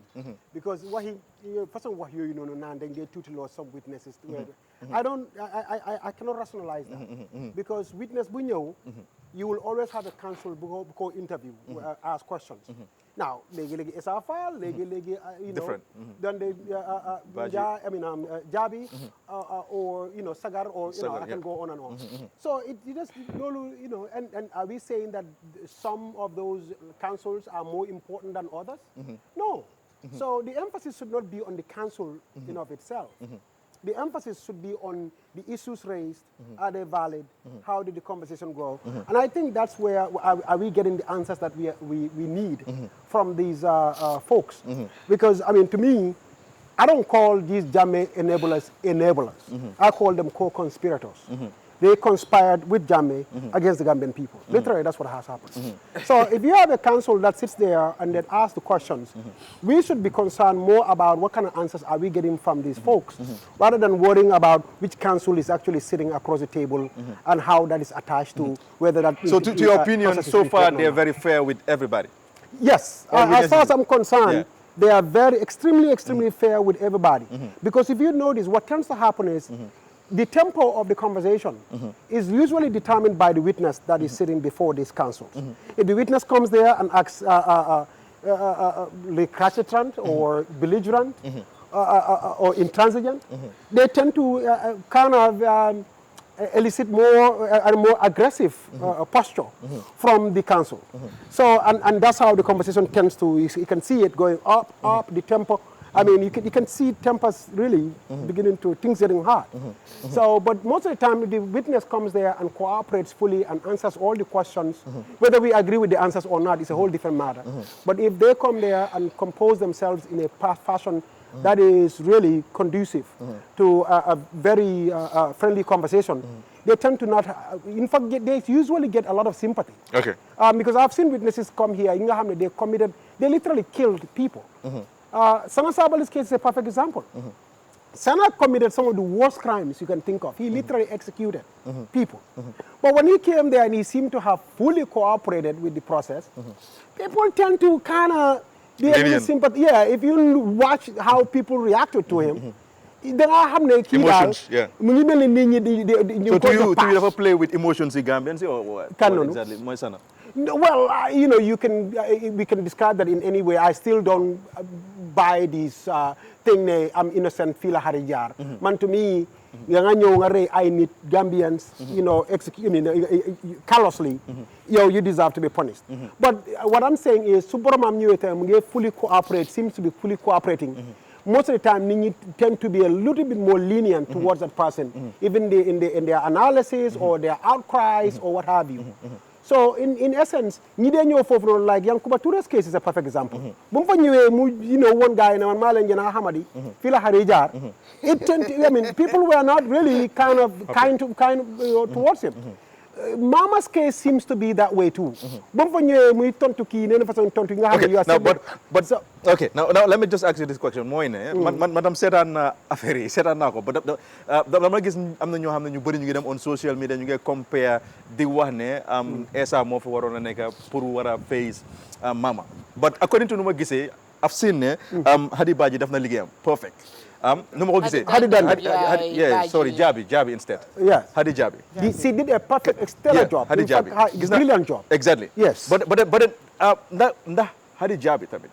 To your opinion, because there is a point Mama Singate nge wax ne Mrs. Njai, and then mu ne ko ne now is Mrs. Jabi la now. Do you think that there is any personal relationship between the two of them? Or not? I didn't watch the video long enough to kind of gauge that more like a relationship. Okay, go ahead. The way it goes is sometimes it also depends on the witness. If you have somebody who mom she fully was in on this conspiracy against the Gambian people. The council just wants to get the record straight right from the beginning that look, we are not going to play body here. Okay. Maybe Lola. Okay. So to address a certain way, Muneko did it, more address money. If the family man to me, it's Giss Giss. Either two things, they have a prior relationship that was not cordial to where they can be that friendly, or she wants to keep it as professional as possible from the beginning. Set the I would say the rules of engagement the way it needs to be from the get-go. So it could be either one of them now. Because I don't know man how much Hadi Kini Jabi Mama and how Mama I knew of Mama because you know Mama you book on pretty much back in the school days. So I knew of Mama Singate. In fact, I had a friend that was crazy about her. Okay. But what I'm saying is, back in the school days, I don't want to get into that. But I mean, I don't know how millennium yards. Okay, but then quickly, this is my last question, and then you done Madam Sigai with the same questions. Moine, guy you one name Mama, well, dafa sorry for the language, ne dafa root in the way num don't answer questions you key don't like them, moy cancel Jabi, banker. But then to me, man's my opinion, moy gisuma dara lo xamne dafa root. Yeah, man gisuma lol nonu. Small opinion moy like gisuma dara lu rew si from Mama Fatima Singate because nit ñi seen personality they are different. Right. That is my opinion. Yeah. But to your opinion, because dama de gis Mama they request a lot of time pour mu answer, but then Council Jabi tam they have the same thing. That's our opinion on that because I think it's very good for you a biased opinion. My problem with this situation is I haven't watched the whole entire proceeding. So the moment I watch the dynamics, nakala deme won. I'm really it's a little too low setan. It really the conversation with the family it just got contentious along the way and maybe from the get-go. For whatever reason, it's going to be very, very difficult. Okay. That's fine. Okay, now Daba Malik, Mangla jumps that question after I realized no. So 10 back to 10 million you know. But then fanga why quickly Daba na gawrek and then you know CTRRC. Dama just realize ne Dama jump on that side. Si 10 million na gawrek you dem CTRRC because you get shift Niti fogg ñu bàyyi emotion. So might be suñu bëggee wax si dara dañ dem ñu investigate ñu xool dama la jox clear example I'm not justifying lu ñoom Ba def or whatever but the reason why Ba was paid mooy because li monthly payment so because it was late mu accumulate and that is why amount mu bari but normally they should be paid monthly so su nekkoon monthly payment la people will not even know parce que amount bi du bari boobu noonu that's one. Okay. Two, li is a project it's not like ne you nekk di liggéey government they know because I saw a lot of people ñu ngi make complaint fekk ñoom receive nañ honorarium besona while they were working in government and time bo ga xamuñ ne it's illegal or jaarut yoon I'm not saying ne it's legal gis nga Gambia suñu bëggee def dara loo xam ne nekkul suñ law books yi mun loo koo enforce si kaw nit suñu bëggee loolu nañ make reforms ñu def ko si law books yi mu nekk tam si general order bi everybody mu understand but loolu nekkul si general order because parti la laal rek nga bëgg koo isi pour ñu liggéey ko people will not listen to that ma jox la benn example if this project under the Minister of Finance, you had people who were working in that project who were paid $100,000 plus, even way above the minister's salary. And at time of guy was not they were civil servants, government la guy you understand? So Maluma gets more like need folk you understand. This not this Rohingya case, even not government being your start. Government yajame more start lolo. So what happened is normally Saudi ñoo waroon a jël this case but Saudi because of diplomacy xam nga ne like Saudi has more to lose in terms of diplomacy than Gambia ñoom suñ bëggee jël case bi pour ñu prosecute ko so they wanted a third country bu nga xam ne nii mun naa jël case mu prosecute ko but Saudi the OIC the Islamic Organization of Islamic Conference was going to foot every bill even travel bu gars yi di travel dem Hague ñëw it's not Gambia government that's paying it so it's not journalist tamit na gars yi dem ñu def investigation or you can go to OIC nga laajte gars yi yeah but that is normal there are certain conferences yoo xam ne organisations yoo ko def cover let's go Gambia tam mu ngi war a host OIC summit and Gambia needed support so Saudi leen léegi su nekkee yéen mu nga ñëw jël case bi ngeen yóbbu ko Rohingya because xam nga Gambia in terms of diplomacy ban diplomacy backfire la Gambia di am pour yóbbu Rohingya feneen la amut so ñu ne leen tamit yéen a ngi host OIC so ñun dinañ foot some of the bills yaa ngi ñu tuuti de yaa ngi ñu tuuti loo de ok yaa ngi ñu tuuti loo de go ahead ok so yi noonu la dee demee understand nga so suñu la waxee prepare budget ñoom ñu prepare budget Gambia prepare budget and they send it to OIC su nekkee OIC agree wuñ si dañ doon cancel budget bi oo ñu change ko but they agreed and they approve it ok you understand so man gisuma anything lu illegal foofu noonu ne dugala fi génne la fële ok def seen job mboolem ku nekk government from every minister permanent secretary managing director staffs ñu nekk di complain ñëpp ñu nekk di liggéey government ñu ngi am monthly salary dañoo dem workshops and they are paid honorarium and they take it and they workshops yooyu daf day nekk during working hours why didn't they turn it down ñu ne ñu ngi liggéey 8 before we are paid salaries ok so pour man I think loolu nañ fàtte suñ bëggee def reform nañ def civil service reform bi ñu def some of these things mu nekk si general order bi now dama ñëw shift to TRRC bi quickly because maa ngi mistake on jump la so nañ ñëw si TRRC bi sa opinion of current commission bi waaw commission bi man dama gis ne social demand la in the beginning te in the beginning pour wax la dëgg tamit man dama amoon confidence on the system te dama allowoon dama si amoon interest but I get to a point like mu am si naxar naxar bu ma si am mooy man dama feel ne victime yi ñoo nekk di lose than other people parce que dëgg bi moo nekk ne you have some people they are using TRRC comme political mechanism tool la pour dismantle APRC ou pour wane na ñoom ñoo feel like ñoo am yërmande pour victime but ñan exactly are you referring to council si or who exactly mooy Ansu mais ama ñëw waaw dama la ci question nekk in opposition a lot of them dañoo use TRRC pour politics wàññi loolu opposition bi bari du ma gën a wax loolu mu leer loolu mu leer dama su ma nee opposition ñaata Gambian party ñoo nekk si not opposition all one opposition non nee bal dama am lu ma ragal dañ ko mu leer dañ ko mu leer ñaata political parties ñoo nekk Gambia tay amul baro bëggut leen dem first time bi government bi dañ jël ñu créer TRRC créetuñ ko parce que dañ am interest victimes yi parce que loolu la ñu gëm la woon si beginning bi man loolu laa gëmoon but TRRC bu mu dawee ma understand ne ñii dañ créer TRRC for politics but not pour victimes parce que lu tax ma wala loolu mooy ñan ñii mooy ñan daba Malick Ansu ñan ñoo nekk government ok go ahead non mu leer rek go ahead government bi la wax xam nga lu tax affaire TRRC bi mu naxarim man soo remember 2017 dama def benn blog ma ne Jammeh commission bi xaalis bi gars yi di recover from Jammeh dañu war a create trust fund for Jammeh's victims managed by the victims themselves ñu manage those funds ñu xool families yi ñu identify leen ñi nga xam ne dañ si am njaboot ñu yóbbu leen université ñu nekk high school ñu fayal leen school ñu jox leen education koo xam ne ni daal am nga si sa doom mu ngi si ñu jox la education ba mu tag ba mu jeex am na ñu nga xam ne nii amuñ kër because seen parents yi dañ teel a ñàkk seen bakken ñeneen ñi seen parents yi teel a lu seen job government mun naa laa ñu nekk fii di jël fii nii di jox private individual si soo demee Brufut High xanaa mënuñ koo jël ñu create estate bil ko jox ko victimes yi ku nekk ñu jox la foo dëkka but I think they've catered that already so meaning ne dinañ ko def after non but TRRC bi jeexagul daba Malick ma ñëw TRRC bi man li ma laa fi ñoo gën a focus mooy reports yi on sanga man bañu ma you prosecute people. I don't have a problem with that. But man dama gëm ne Gambia fu mu jógee victims yi foog whatever lu ñoo def si TRRC bi dañu war a xool ñooñu loo xam ne moo la ñoo njëriñ okay now xoolee even si biir net si a lot of people they come to the TRRC ñu ngi toog ñu ngi wax yow sa boppa da nga xam ne ñii lu ñëw nekkul dëgga but people are celebrating them because you know why dañ bokka they are related they come from the same area ñoo bokka political party so loolu make good sense because TRRC because soo xoolee soo demee si ak bi some of the one of the conditions in them, you know, dañoo generate an impartial historic record. So doo mun na génnee ba pare sometimes am na itam yu day happen tam even with the councils. Man mënuma understand loolu noonu. Parce que man am a witness. Dudu Ja is a witness. Dudu Ja dafa ñëw mu wax la moom lu nga xam ne loolu la gom. ne moom moo happen. Man ma ñëw di wax yow nga bëgg a jël waxi Dudu Ja nga bëgg a maa fenloo based on waxi Dudu Ja. I cannot believe that because TRRC foog ñu understand leen. Okay, now. Xaaral ma ñëw mais ma laaj. D'abord, Haral, maa ngi la laaj question. Yow nag dictator nga Haral nag Haral. No Haral, because I have a question for you now. Haral, dégg nga. No bañ ma loolu. No waaye ñëpp laa dee dog sometimes.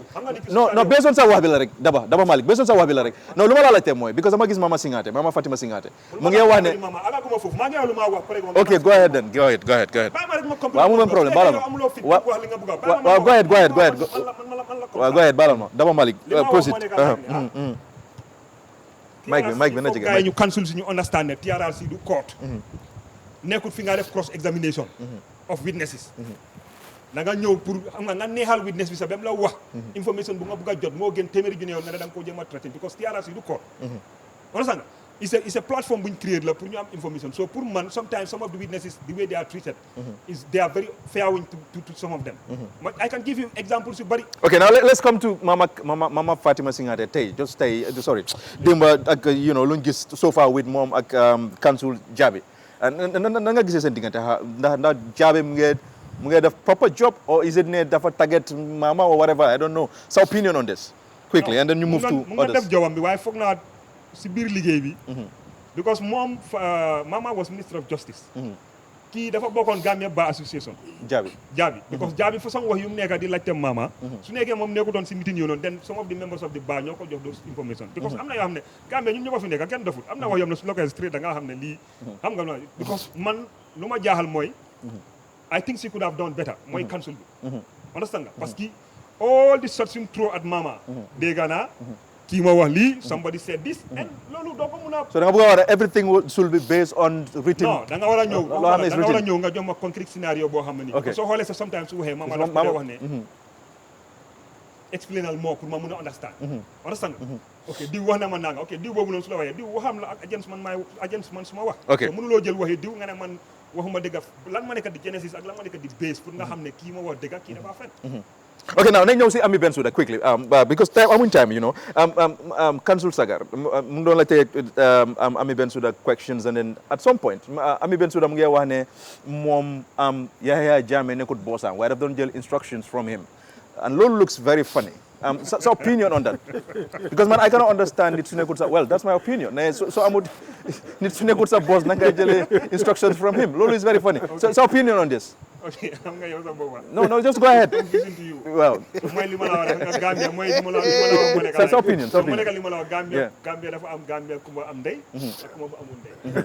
Gis nga nit yi bu ñu fàtte history kenn mënu xam nga lan moo nekk problème bi Gambia. After 2016 change bi, post 2016, people wanted to rewrite history. te si process boobu noonu lañ nekkoon moo indi all this confusion. Because ku nekk bëgg naa jël crédit. def boppam gaynde. understand nga. exonérate boppam pour kum dugal. ok buñ fàtte ne 1994 decree si. decree number 1 moo suspend the constitution. decree number 3 moom la ami bi use. pour mun a detain police yi gendarmerie yi some of the public civil servants comme ministère ak ñeneen ñu gars yi teewoon indefinitely. ok decree number 30 moom la gars yi jël pour génnee li fi naka suspend li fi all constitution ba pare soo xoolee constitution yi Gambia 1997 constitution do you know ne still ne some part of the yéen am na yenn degree am na this part of the law. Understand? So yow nga binda degree number 1 ba 6 so which means yow yaa create the genesis sax pour terrain yi in Gambia ak soldats yi ñu toogal seen bopp parce que without nañu wante dëgg jaana commission bi ak TRRC bi gis nañ ko fii gars yi na ñoom yaa jëmee ñoruñu woon tooy lañu woon amuñu xam-xam te gars yi def ko fon di ree let's just be fair with us so dama mun a wax ñoo xam ne they were not smart they were stupid sorry for using the language seen jànga sori wut ñooñu ñoo ñëwaat again ñu toog di bindal degree law so noonu how did they know about naka la gars yi experience law so noonu so dëgg bi moo nekka ne ñu nga xam ne dañ def lu wrong la gars yi accept responsibility ñu jégalu Gambia si tam ñu am xol ñu jégal la ñu mu foko parce que suñ bëggee topp ak yaa nga man wax na la 2016 if you go to my blog mu fa ma ne yaa jëmee fu mu pikiroo ñu bari dinañ fa naan doom because ñu bari ñoo liggéey si ko xam ne yaa jëm either directly or indirectly we are all accomplices okay d'abord nañ accept responsibility ñu jégalu understand nga there is no shame in accepting what wrongs that an individual commit. Because to err is human, but to forgive is godly. You understand? Okay, that's right.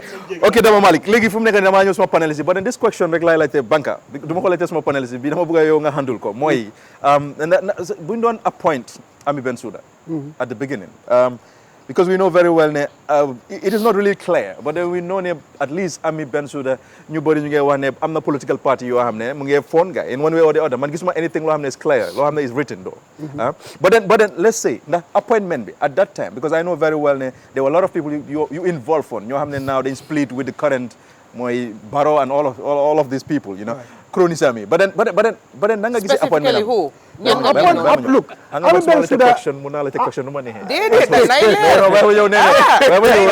okay Ami Bensouda should not have been appointed to that position because xam nga ñun lu ñu dal mooy and I've always said this bu change amee we forgot what brought about the change. The change came about because of the abuses that were meted out on Gambians. And so, when change comes because of that, really, change came on the backs of those issues. That's the backdrop. In fact, loolu lañ use against Jammeh and loolu moo ekkati woon coow bi xeex bi the abuses and the violations and then that's how he went out on the streets because of those electoral laws and the abusive laws and the very environment that was there. I can go through the list ñoom Deda Haidara ñi nga xam ne ñu ngi si dee yëpp students yi seen jéena the change came on the backs of those issues ñoom Jaga Jaañ and all these people ñi nga xam ne ñoom Lamin Sané ñoom Jaaj ñu si dee they ten deret yi loolu moo tax that's what Gambian people saw and they felt and the rapes of the women that took place ñu ne you know what kii dafa war a dem this is what happened now and the financial bugguma dugg si corruption bi sax yëfi xaalis ak yeneen ok su loolu amee change ñëw si kaw loolu noonu because of that your first priority should be there boo ñëwee da nga ne hold on before we appoint anybody you will be vetted and make sure that you're bokkuloo one in the system that brought about the mess that we had. If you Ansu Jack, you were working in a highly sensitive position, like a minister or some position, or head of the NIA, definitely you were a key part of that government. You then until when we vet you, a process takes place and you satur fair you till lenen ak lenen. Then you know okay, you are kosher. Like if make mun ko indi mu liggéey. But ñun defuñ loolu de du moment change am rek ku ne nga yàkkamti pour nga indi sa xarit indi sa political crony indi sa liquidiw indi sa lii wala soo bëggee code di APRC members yi nii nga gaawantu indi kële APRC li fin fële this is what we did and so we gave no regard to the fact that we needed to go through a process and make sure those people are clean. Ami Bensouda is not clean. So now, he was part of the problem. Okay, banka nañ dem si gars yi léegi let's say then according to the way let's say recommendations yoo xam ne team bi Ami Bensouda ak the whole team recommendations yu gars yi joxeen mooy white paper bi certain people tag ñu ngi gis ñum Sabally the other guy mooy former Njogu Ba and all of these people yow nooy gisee the commission now Janneh Commission even the fact that the Janneh Commission I don't think this really still compromises what the Janneh Commission was because at the end of the day you still have Nyom Surahata Janneh and all these people you know they are the one person ki nga xam ne moom moo defal no but we haven't seen Tax commission. But Daba mic be. What commission? Daba mic be Daba. He was in the tax commission. Tax commission bi dafa feeñ. He was found wanting in tax commission. Dafa tamit time junta bi ñoom ñëpp ñu ngi woon judiciary. No, but lu ma wax mooy ne. Okay. Was he in a position bu nga xam ne he wrote decrees or because just liggéey si no may ma rek. What I don't also want us to do is just because ni dañ doon liggéey justice department for instance nga ne kooku dafa tilim. Mun nga ñàkk am access to. Exactly. So man lu ma bu moo tax man la somebody who is. ñu fa nekkoon ñoo wax ne. maa nga ñëw may ma rek lu ma wax mooy ne. If he is found to be in a position bu nga xam ne he wrote and did stuff or he was in position to write stuff yi nga xam ne they will help the to oppress Gambians like these decrees did then boobu balanga ko hire for that place then ko vet angum nga make sure ne he or she did not participate in those man lola don't wa okay now let's just land on this okay now in the case of Ami Bensouda I've said this before you see the people who served Jammeh in those days ñom Fafam Bay we have a lot of people that like that ñom Ami Bensouda ñom Fafam Bay a lot of quite a good number of them fell in that category. They wrote stuff, or they wrote the decrees. When you look at them now, you cannot even believe that they did something like that. But this was right at the beginning of Jammeh's presidency, Jammeh's coming to power. And at that time, most people in the Gambia, most people in the Gambia fell in that trap. Of course. We hated the PPP government so much that we didn't see anything wrong with Jammeh and what he was doing.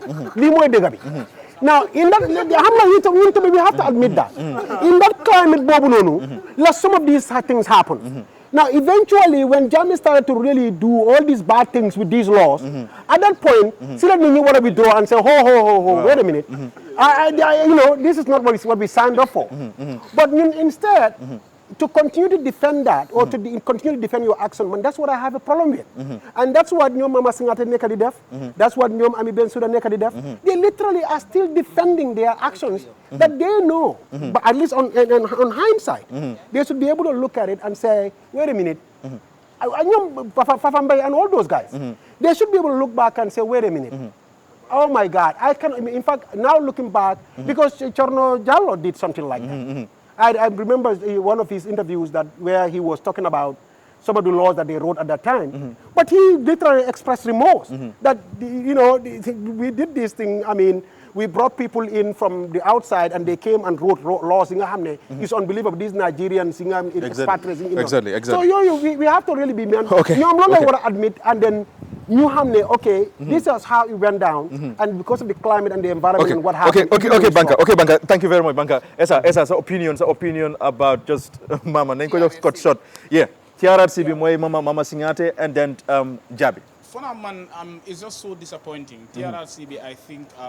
Might be close. TRRCB, I think, should be a learning point. Should have been a learning point for Gambians. It's not a commission. People have to use it with sentiments, with emotions, and also, worst of all, arrogance, especially coming from witnesses. For now, coming to Jabi, I will say, yeah, she did a good job, but then she could have done better. Because so whole conversation, man, I was listening to it. I was watching it live. But then at some point, I had to call my friend and said, can you go on YouTube and watch TRRC, what is happening there? I think, what is happening is more of Mama trying to use tricks. Coming over here, a lot of terrible things happen in this country. Now, he said we hated the PPP government so much and forgot about what Jammeh was coming to do. It's the same thing that is happening. We hated Jammeh's government and forgot about what was coming in Barrow's era. And the same thing is happening right now. So only TRRCB, what happened, I mean, for me, these people, the Fafa Mbais, the Ami Bensoudas, and all these people actually built the infrastructure of dictatorship in this country. Understand?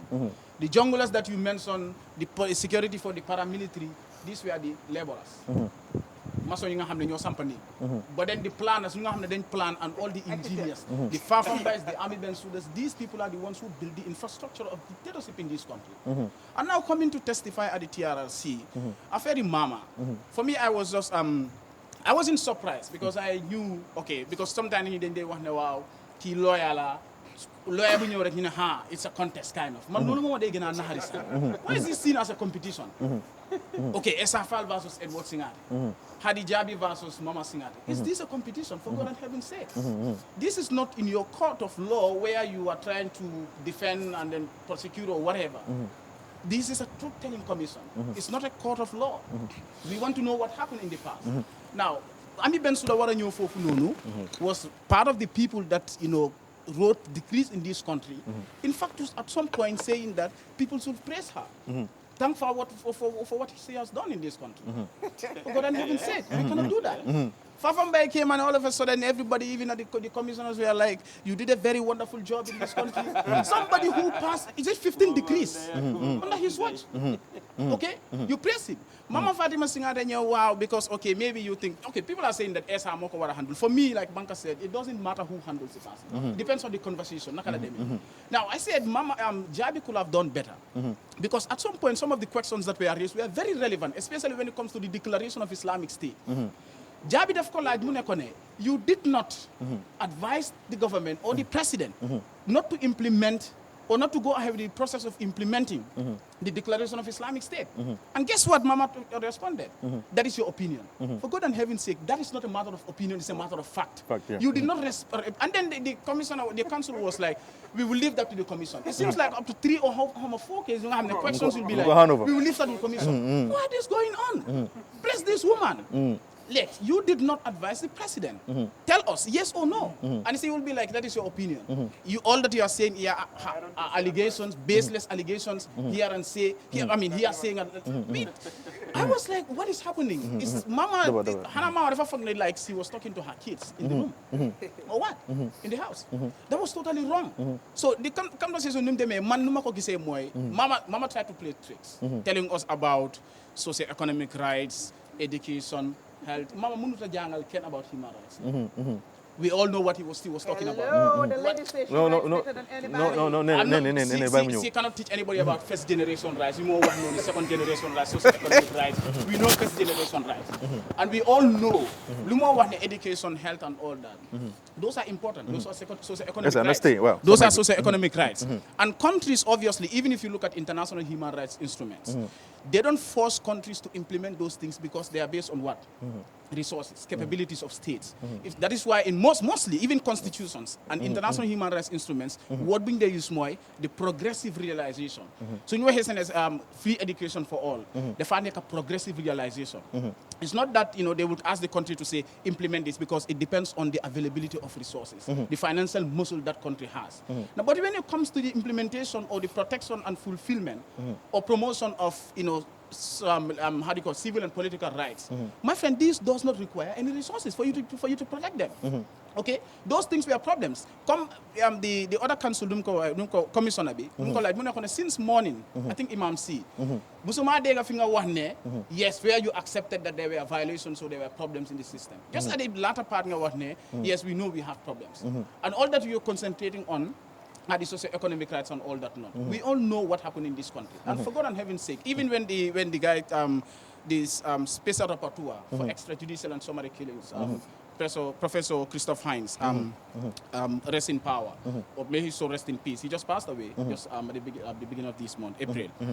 When he came here in 2014, during the visit, I think from the 3rd to the 7th of November 2014, he was denied access to the maximum security wing at Mile 2.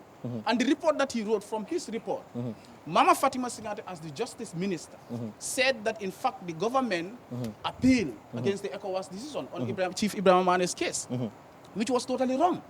Okay? When it comes to even the Chief Justice at the time, telling us that the Chief Justice at the time, saying that he was not aware of the 9 executions that took place in this country.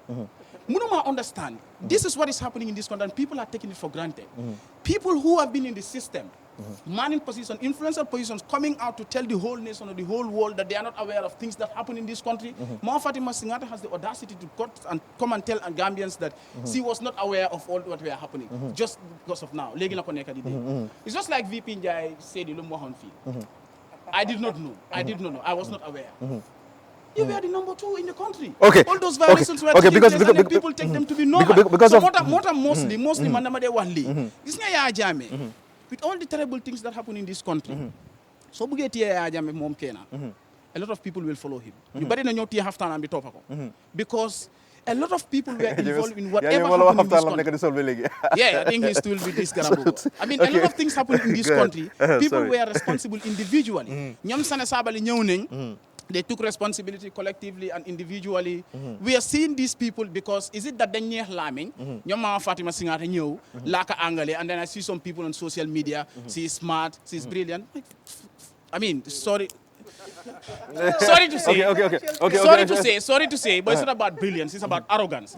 Because David Colley Munuta Laka Angali be correct. Does it mean that David Colley is not intelligent, that he cannot do the work? Understand, yeah. Just because Mama Singate can speak English, neex làmmiñ moo mel na like, okay, see the wonders in this country. See the terrible things as well. Okay. Under her watch, especially as a lawyer, a lot of human rights violations happen in this country. And you were minister twice. Okay. Now I want to like, okay, I was advising. What is the evidence that you were even advising? Okay, now let's move to Lamin Jai, and then time bi dafa jeex fu mu nekk time buñ am bëriwut, so dañu war a wax affaire yi diaspora bi and everything. So nu mu gàttee rek Lamin, Okay, nu mu gën a gàttee rek. first Quickly. am na daba li mu wax loolu dama ko bëgg a counter because liñ nekk di wax all throughout di nga dégg ñu bëri ñuy wax ne this is not a court of law. TRRC investigation la is not a court of law. If the TRRC is not a court of law, then the TRRC ñoom ñoo war a set seen own rules yi. Cross examination si court la am. If the TRRC is not court, then forget about talking about ñoom seen own rules and regulations la ñoo set.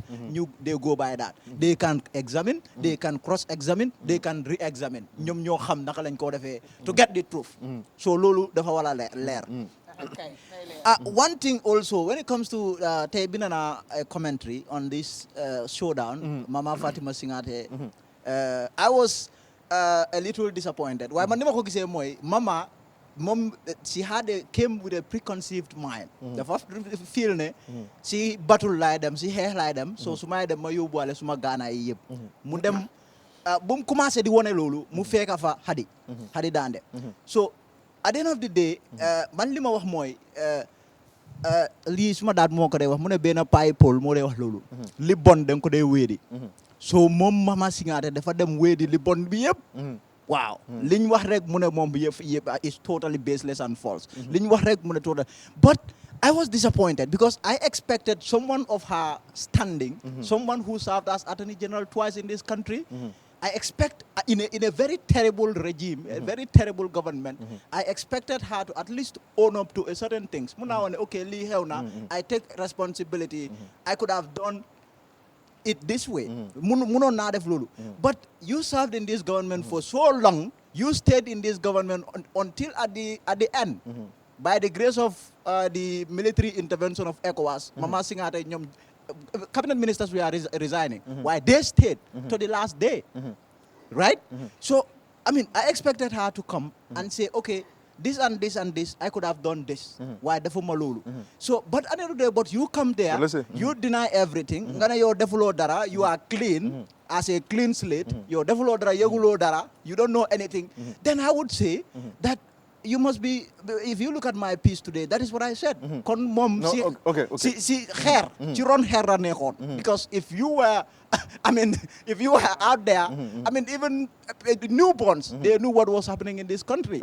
So you have a cabinet minister, you have an attorney general, Okay, but a conclusion ambi lu mu wax ne moom du apologize, like amul dara pour lu mu apologize si Gambia. Okay, that too even if it were me, if I didn't do anything, I will still apologize because I will still give my closing remark, and then I will still, one thing that I would emphasize is the need for all of us to go back together and you reconcile, you make a banner. But for her to arrogantly dismiss that and say I keep my peace, that was bad. Really that was bad. Okay, nene nu gën a gàtte rek, and then ñu dem si kii ñu ñëw si banka, and then you conclude program bi. First, dama bëgg a just clarify something, about that 10 million thingy. Because daba wanna feel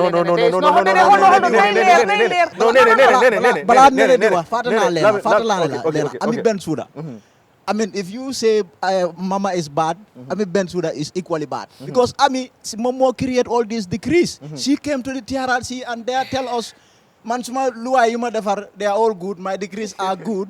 They just didn't follow it. Then you have learned. Look, Nyam Sana Sabali, they were going and arresting people because you know arrest the Hangalina Dewa. Then you violate this decree. They violate the decree so and so. So Momo, he made those laws, and now you are telling us that these laws are good. Come on.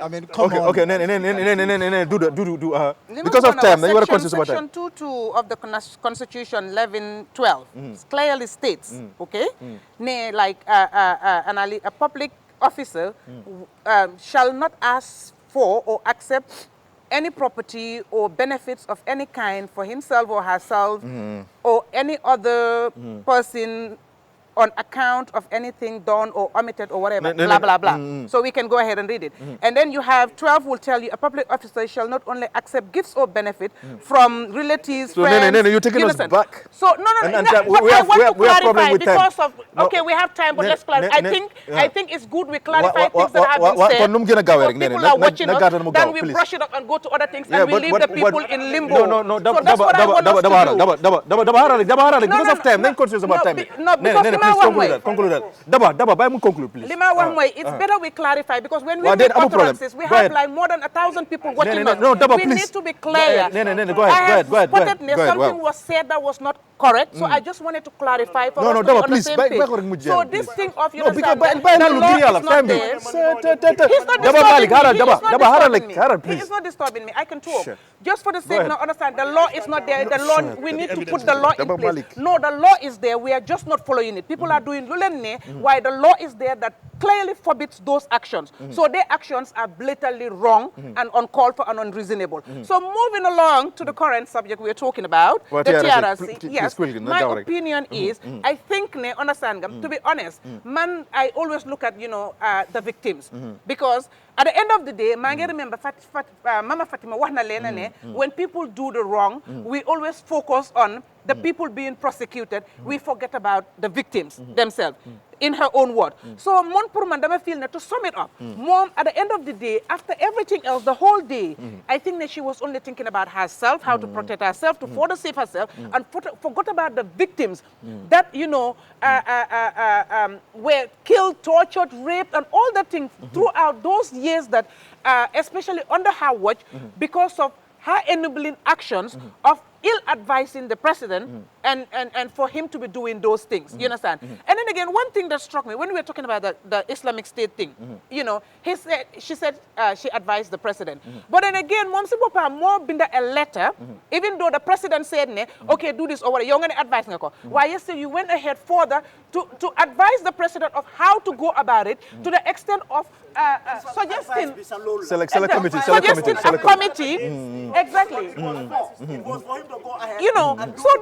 that really was like, oh my God, woman, lady, what are you doing? You understand? Okay, but it's okay. At the end of the day, No, Daba, ñu ngi ñëw si yow, Daba, please, because of time. at the end of the day, I think, these are all learning curves for all of us and everybody watching us to know, understand that we cannot dine and wine with people who are digging our graves and will put us there and bury us, because that's what we see. Okay. You understand? Okay. And we need to be careful. So at the end of the day, when we're electing leaders or people in position, let's elect people or appoint people they have character, they have integrity, and they have some degree of godly factor in them. Because I wonder who do they serve?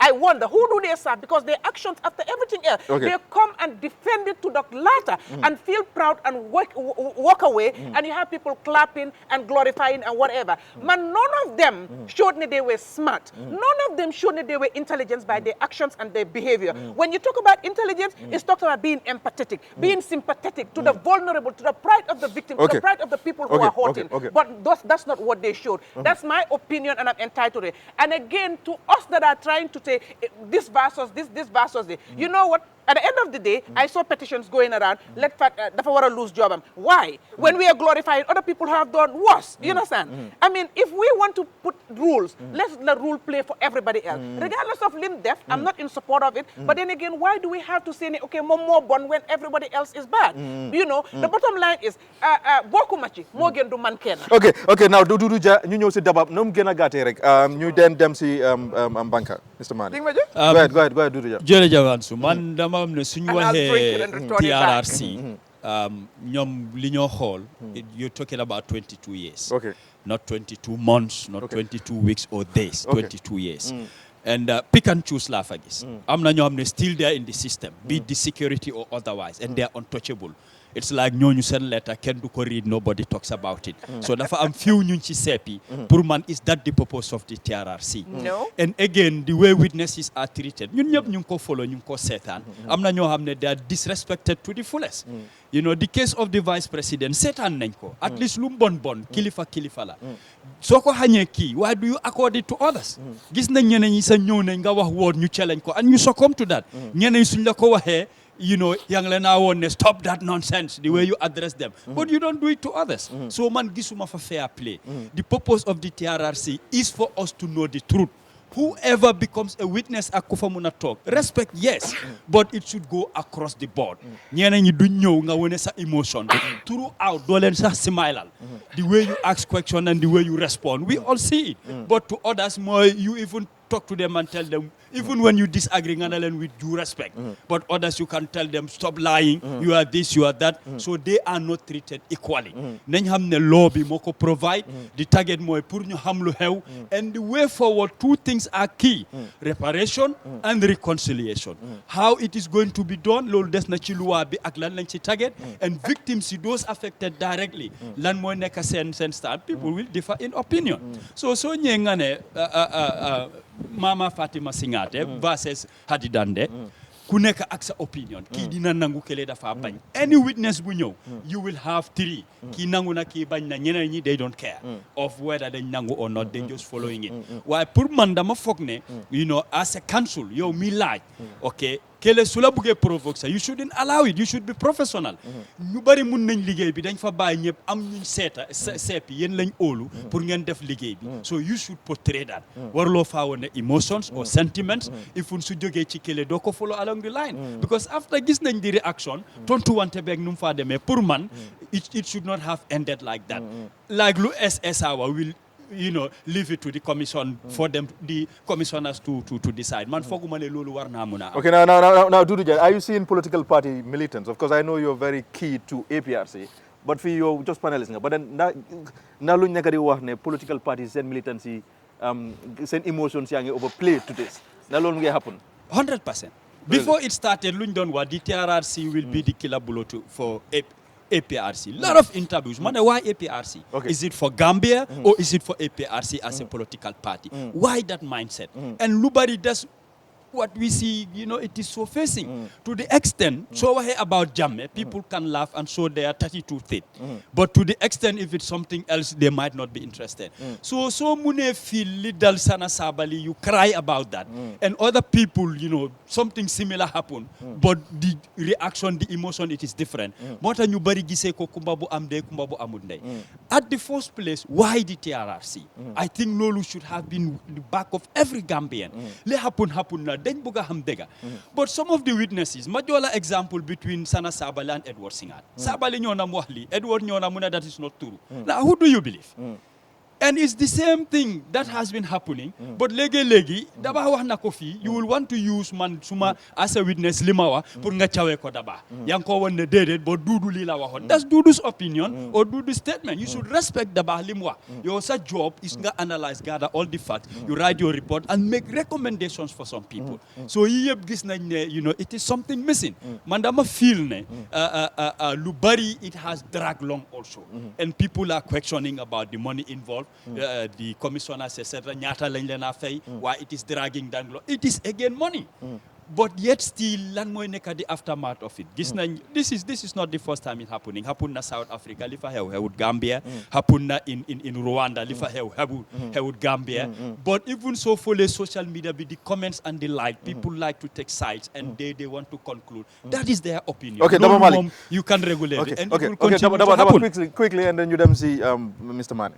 Quickly. No, man li ma wax fofu rek xam nga tam foog ñu understand parce que man TRRC bi lu ma xool ñi nga xam ne they have a legal background ñu nekk lawyers su ñëwee duñ dee jël responsibility of whatever happens so how ma nag ndax ñu ngi preempt because TRRC am na right pour recommend for prosecution so doo mën a ñëw TRRC nga confess to committing a crime ëllëg ñu war laa prosecute nga taxaw ne non evidence bi nga wax foofu noonu mën nañ koo jël against you so most of the people ñu dee ñëw ñu confess daf da nekk ñoo xam ne nii amuñ legal background o seen jànga soriwut but ñi nga xool ñoo xam ne dañ jànga and they know law Edward Singate tifil tafal na be jaala Sana Sabali mu ñëw mu accept mu apologize nga xool Fafa Mbay ñëw na individually he didn't take responsibility mu ne collectively because I've worked in a system I'll take responsibility so collectively la wax but waxut individually de nga ñëw Ami Ben Souda loo wax yëpp mu kata dóor moom wax na ne sax moom sax si closing remark am bi she was commanding the commissioner si ne dawal na ko sax mu ne I want it to be on record ne when they are making recommendation about the degree decrease yu binda moom si should not be hold responsible understand nga so nga ñëw am mama si nga tam si did the same thing so people will say ne dafa arrogant dafa xamati man gisuma arrogance foofu noonu you understand because nit ku nekk ak sa caractère la am na ñu nga xam ne they can talk about things ñu smile ñu ree am na ñoo xam ne nag naturally noonu la gaay mel you understand and man Gambia one thing no what I mean is la moo tax ma ne la si is not arrogant dafa feel like ne am na yoo xam ne si fairness is important pour mu wax ko mu dëgga because tamit council bi lu mu ko doon tegalut ko évidence yoo xam ne day tangible ay diw wax na loolu pour man xam nga léegi suñu la sosalee loo xam ne yow yëguloo ko ba pare mu nekk loo xam ne yaakaar naa doom nga yaakaar sa réputation war naa jël responsibility te man su ma nekkoon ne dama advice mama I would have told her pour mu accept responsibility mu apologize and move on but probably xëy na am na yu bari yu ko gars yi waxal yoo xam ne xëy na tamit doomi aadama rek I'm not giving excuses for her I think ne soo demee ba nekk ministre weda nga defuloo yëguloo loolu du excuse si kanami TRRC parce que amul benn Gambien bu nekk ak Gambia bu wax ne yëgutoon ne ñu ngi arbitrary arrest mu ngi am au torture or whatever xëy na maybe doo si dee teg sa bët but di nga ko dégga ok ndax dégga la ndax du dégga pour man su waxee ne déggut man I think that was just an excuse boo xam ne nii she just said it possibly xëy na mu ngi xalaat recommendation su amee for prosecution so that mu mun a prepare her defense than accepting liability non I'm telling you xekal ñi nga xam ne dañ am legal experience yëpp ñu ñëw si TRRC bi nekka witnesses kenn jëlul responsibility collective responsibility lañ la dee waa dugga na fii génne na fële so ëllëg su prosecution amee ñu mun a prepare seen bopp pour defense seen bopp that's it waaye man ma gis si TRRC bi mooy lu duudu wax man yaaga naa wax loolu noonu et nit yi nañ bàyyee fi émotion TRRC bi especially council si ñoom ñoo war a xam ne they should treat every witness with respect amul kii ministre la amul kii vice président la amul kii soldat la amul kii police la ñoom ñëpp a am because ñoom ñëpp dañ ñoo at a capacity of witness so doo mun a kenn nit ki mu wax dara nga ne ko da ngaa fen soo waxee sama sel la jël so keneen mu ñëw mu wax la the same thing lu ko ko nga naan ko no xam nga with due respect I disagree with you okay now banka because of time bi bëriwut so duma mën a allow gars yi maybe sax pour ñu analyse o ma jox leen quickly mu gàtta because of 1 hour 30 minutes la but then nañ ñëw si diaspora bi yow you've stayed in the US for many years, maybe 2 decades or 3. I don't know exactly. Yeah. But then Giss of recent. CRC, you spend on $50 million on study tour, and then you get current minister, finance minister, Mamoudou Ndiaye, mu génna ne gouverneur Gambia bi kéeta wuñ ñi nga xam ne ñoo nekk si diaspora bi pour ñu war a vote 2021 bii nii elections yi ñëw presidential elections yi and then soo xoolee office of the president ñoom ñu ngi kéetal ne non not office of the president sorry government bi ñu ngi kéeta budget non ñu ngi kéetal non si budget bi there is a specific place boo xam ne ñu ngi kéeta ne 122 million ne loolu la gars yi di spend si presidential elections yu ñëw nii now I know ne si biir budget bi soo xoolee amul fenn foo xam ne is clear ne dañu wax ne diaspora bi bokk na ci waaye mun naa am mu ngi ci bokk but now ñu ngi play standards because of politique bu nekk di daw there a lot of people saying ne if that happens ne we know very well ne UDP that's my opinion ne dañ am lot of militants outside ne loolu mun naa tax ba Barrow mu daanu ci on that side. So there are a lot of talks around that end. But now, so opinion on this, just gonna round up everything and then you conclude show because time is exhausting. Quickly, on the TRRC though, this may not be a court of law, but it's a court of public opinion. So, and I get it. Lawyers, when they come there, they will grandstand because they have this idea that there will be prosecution later. I get that, but at the end of the day, the public will also draw their conclusions. And this is what creates this uproar most of the time. Okay. But now, coming to the diaspora voting, look, there are many, many forms of voter suppression. It comes in many, many ways. That's very true. Voter suppression can come in the form of saying we have logistical problems. Voter suppression can come in the form of saying we lack resources. Voter suppression can come in the way of, in a million ways. I mean, I can go through the whole list. Now, and so any excuse that is given, because when it comes to the right to vote, a citizen's right to vote cannot be denied under any circumstance. In fact, there is not a single excuse for it. You cannot use resources. I think it's very important for the benefit of Mandinka speakers. I'm gonna like in Mandinka or all of about that because what you're saying right now really makes sense. So that work in both local languages. Well, I'm not being focused on what I'm going to call. Quartier fayo, yeah, nada quartier fayo la. karte fayo dalilo dalil buka taraje hani killing isa fa minna ko ngina mana nasoti nte halaba de wala nyanto dila la pour karte fay hana killing man sakunda masoto abaga ka yindi ko manko do la soto abaga ka yindi ko molle ma hada ban wala soto sa minni blano pour ma ko karte fay wala abaga ka yindi ko ñanda karte fay wala fay lal min fenkela wala mun na ndasta wala la dalila buka tarala nim man sekunda han dalila kilo dalla kilin dila amunta halbanul la nyanto ay wulata aya burka aya tinya dalila mun manan sotala so ni man sekunda lo ko ha ko do man soto won vote suppression not halbanul la nyanto pour carte fay ibol tinya kan so because dalila tije han dalila kilin atije sa min dino wala ka fako ñinam wala ñinam mola nyanto minti carte fayode because banko dingo ala kango mu kan asta kuklim dornela wala carte keso nim banko mimbet kering jaman diaye carte keso la kango ti miyalon ko wala warta kango be kono pura because wala ka man sakunda falling nin to dol be ciow nin carte fayo man so ton man kedo la mu e man son carte fay siro le atinya mol se gero wol ke finti e kudol ke bari ni wonte comme loi la carola carte keso dron de banko dingo bulu pour ay tandi al ni ku yana la sulo an ngala fa man sekunda sifa minna na la fa man sekunda sifa minna akay tandi no wal ni o tabul dron amuti yala banko di ya fa yola buruka yala hadama ya yola buruka ala nyanto yola buruka so there is no excuse here that's why I don't want us to get into the discussion of government said there is no money and that as if though somehow that can be offered as a legitimate excuse. It is not. There is no single legitimate excuse for the right to vote, denying the right to vote, because it's a sacred right. It is sacrosanct. It is that important. It's a constitutional right. It is the voice of the people you are denying them. Be amul ben excuse. Do mun ha moko ci benen because dama bëgg li leer. Bëgguma ñu toog fi melni suñu waxee ne amuñ xaalis loolu dafa mel ni waa léegi fu mu nekk nii daal ñun xam nga am nañ ay texa soo nit ñi mun nañoo wax gars yi ne mun nañ laa vote déedéet doomi aadama li nga xam ne loolu aham la doo ko mun a aaye mukk ko si saane karta because loolu mooy baat bu nga xam ne moo gën a siiw si baat bu nga xam ne doomi réew loolu la am boo ko jëlee si moom rek yow mu ngi mel ni yow kooku yow nu mu nekk doomi réew da nga ko yaaxal nu mu nekk nit si boppam da nga ko yaaxal baat bu mu war a am si dëkk da nga jël loolu yëpp nga yaaxal ko te loolu ay baakaar la sax si boppam bi nga xam ne baakaar bu mag la war a doon parce que man doomi aadama laa man suma carte laa am pour ñu mën a wone ne ban façon government laa bëgg a am ban façon nguur moo war a yóbbu suma fi réew soo jëlee loolu nga jël ko ci man mu ngi mel yang ma yaaxal suma doomi réew yaa and lii dara li nga xam ne government dañ ci war a bàyyi xel trop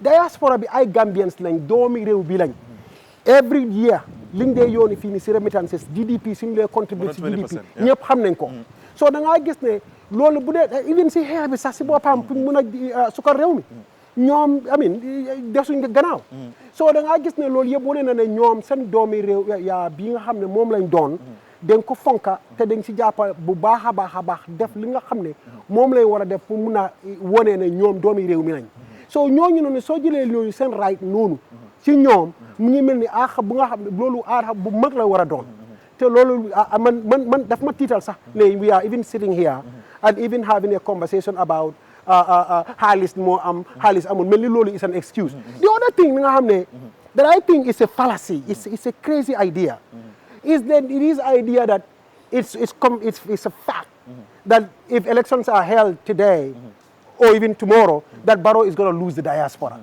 It's not based on facts because nobody can tell you. I remember even Macky Sall and Sonko. There was a lot of talk about that in Senegal. That no Macky Sall Sonko will carry the diaspora. Go and look at the Senegalese vote in the diaspora, and you'll be shocked at the result that you will get. Maybe Gambia contribute to that too, because we know very well the Senegalese population be here is more than 500,000. So Lol Muna contribute too. Even Gambia, no, yeah. But different, but No, Gambia but- is the biggest. yes. Gambia so compared to other countries. Senegal is even a number. What I'm saying is, Okay, go ahead. if you look at the numbers, what I'm trying to say is, if you look at the numbers, the kind of win that they predicted for Sonko in the diaspora, it never materialized. Of course, of course. It just never materialized. So it was based on this idea that somehow the diaspora is different than the people that are inside. But I'm just saying. I'm talking about the political calculation. Then I'm just trying to say that even if you want to base it on political calculation alone, the idea that somehow if elections are held, Barrow is going to lose the diaspora all hands down. It's really based on faulty. It's not based on what I will say because it's possible. But I'm just saying it's not. You cannot say that for sure that that's what's going to happen. Okay, now Banka, then conclude with this. Now, what do you think the motive behind everything? Silly. Political calculation. Okay. Look, there has been a lot of political calculations in everything, from the constitution to diaspora voting to everything. You know, in the Gambia now, everything is based on political calculation. Okay. Every action, So this is what it is. Okay, Mr. Bankamane, thank you very much. Esa dañ ñëw si yow. Just nu mu gën a gàtte rek and then you close programme bi. One minute. I think that's very clear. Sa opinion about it. The right to vote is a fundamental right that needs to be respected by every responsible government. Diaspora having the right to vote is something that should not be compromised. Affaire halis or affaire logistics or whatever should not be an excuse. Man, I'm not kuma wahon li. Mune mane diaspora wouldn't vote, and I said you are lying. Because at the beginning I thought like the political will was there for diaspora to vote. But come to all the calculations have been political.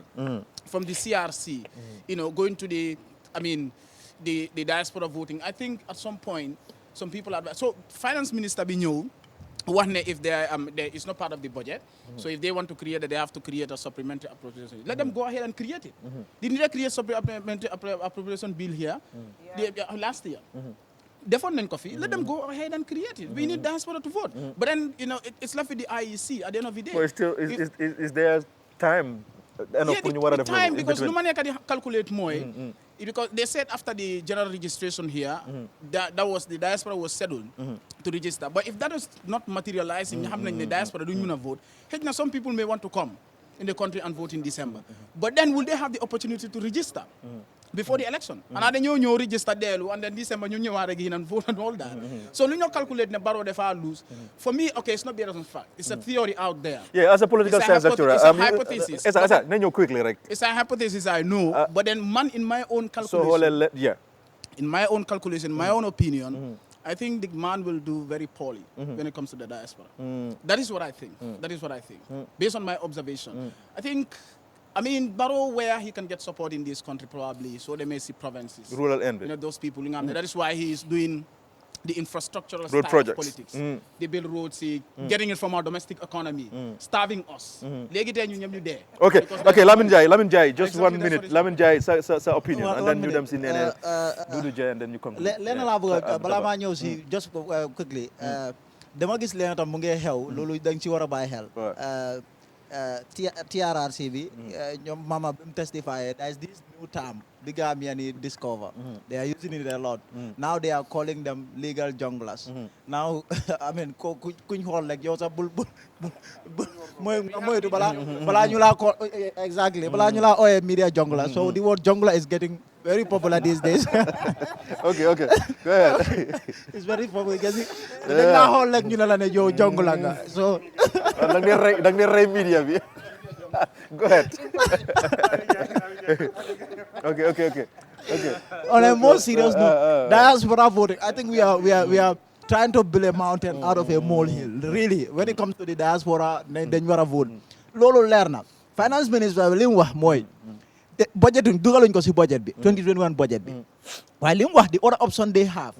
Finance minister didn't come to the MPs and tell them, okay, diaspora duñ vote because a budget dafa ne dugaluñ ko si 2021 budget bi suñ buggee digga ñu vote dañ war a dem ñu indiwaat supplementary and a new bill supplementary bill ñu mun a but the same thing may happen rek gars dañoo reject affaire no duñ ko reject that is going to be because the ball is going no they will not reject the ball is going to be in the court of the parliament, but also the IEC, because now the ball is in the IEC's court. IEC be Supreme Court dañ leen order. Dañ leen jox order ne nañ make sure you register every Gambian. They have every right pour ñu mëna vote. IEC dañ wara def lolu. Li IEC wara def la moy ñu dem request to the government, finance ministry ne soxla nañ xaalis bi, this is what we need pour diaspora bi ñu register leen ñu wara mëna vote, and they take the bill to the parliament. So this is simple, and this can be done. We are pressed for time, yes, but this can be done by July. They should be able to take care of all of these things. They should be able to go there, out there. They go there and you register every Gambian guy win. At the end of the day, lima gom moy. Diaspora, yes, there is a lot of calculation going on when it comes to that. When it comes to diaspora, you know, if she register, if they vote, because he's not popular there. Yes, Baro diaspora, to me, I think diaspora he will do badly in the diaspora. You have because I mean you can see the feeling in the diaspora when it comes to him. He's not very popular there. Okay. But I think the Gambians anywhere in the world have every right pour ñu wara mëna register, pour ñu wara mëna vote, ñu wara mëna choose government buñ bëgg. Okay, then sa opinion about Bakary Bunja Dabo and then Bakary Bunja, sorry, ñum Passamba Diaw lu ñu yóbbu Attorney General bi ak tamit IEC. So opinion on that regardingly. There was a time they went to Supreme Court, of course. They live on guys Supreme Court. No, file on case, but you win. More for the diaspora to vote. Bakary Bunja and then Basamba and then Cherno MJ. Cherno MJ, okay. Exactly. I mean, that was a good thing. It's good, you know, to test our judiciary system, to test our courts. And I was happy they did it because talk right they were do your buffen. So they did what was supposed to be done, and I'm glad they prevailed. But the important thing is, like everybody said, I think that it's not fair to disenfranchise the diaspora. They're important component of this process, and they should every possible means to be done. Means needs to be done so that they vote and feel like they are part of it. When we need other things, I mean the change diaspora. But I want to say was of ñoñ na dañ ka sétan. So yaakaaroon na amoon na yaakaar boo xam ne si ñoom pour mu ega fi mu ega. So bul toog ba léegi ni nga feel comfortable, nga feel ne you don't need them again. You're making a big mistake. They need to vote. But then I want to talk to Gambians. We take things for granted. I think the signs were there from a very early age, but we ignored it. We kept on talking. Like many other things that we ignored and talked and felt like our words, our voices can change it. It did not change it. We need to understand that if there is anything good this administration can do, is reneging on promises or reneging on their responsibilities. Let's get up as a people, take things in, you know, we do what we need to do and make sure things are done rightly. But if we just sit and talk, boy, oh boy, the diaspora, sorry, but you ain't gonna go. So let's do the right thing and let's do it on time. Okay, if we need to go back to the courts and ensure that we put pressure on them, let's do it like yesterday to ensure that this happens. Because if it doesn't happen now, and God forbid, Barrow is not going to win. But let's say, give it a benefit, he wins again. You will not vote next election. And he intends to be there for another 10 years, and you will not vote another 10 years. And then Ansu diaspora voting, let's set the record straight. Comme nañ ko wax rek, nay leer, gis-gis bu gud lendem. No, beyond gis-gis la, gis-gis bu gud lendem. So lampa yëpp a ngi taal. I don't think being part of the inter-party committee, the IPC, there's no political party that has said no to diaspora voting. IEC themselves, they've been pushing it. It's like they put it on us, and we all agreed. In all the consultative workshops we did, and the like. But wow, and we've even discussed about the how. Because IEC, they cannot take these marbles, these ballot drums to the diaspora. We all agreed unanimously as political parties, they can vote using ballot paper, which means nobody's brushing it aside, including government themselves, because the Justice Ministry, they are part of this election bill and all the laws we enact. We're not saying no. Issue being amphi, it was even tabled. But when the forced voter registration, buñ ko postpone, I think that's some point affect na the diaspora registration. Okay. So every Gambian across the board, fuñ munti neka, they have a right to vote. Yes, loi bi lol la wax. Okay. In other countries, lolu mo fa neka, but how are they doing it? Senegal, is it that all the diaspora vote? One thing, IEC need to go to these countries and know how many Gambians are there. It's not making sense to spend millions just for 10 Gambians to vote. It is their right, yes, but logistically logistically ndax noonu la fa war a demee dañ ko war a analyse and nañ xam ne there are a lot of Gambians out there ñoo xam ne even their documents have expired they cannot register there are a lot of Gambians out there they don't even have documents how do you call them Gambians what will prove that they are Gambian most of them you must put a system how for them to renew their documents dañoo ñëw fii o dang leen koo yóbbul that has to be clear because what makes you a Gambian is the law and law bi lu is about document nekkul sa tur sa santa or anything we should be cautious about that so diaspora voting we did not say no recommend nañ ne they could use ballot paper and the law does it cater for ballot paper these are the procedures lu ñoo xam all this should be considered so let people not foog ne Daba Malik and then you close program Daba anyway man I don't think the diaspora be voting should be an issue lolu du issue lolu foog na every Gambian agree ne they need to vote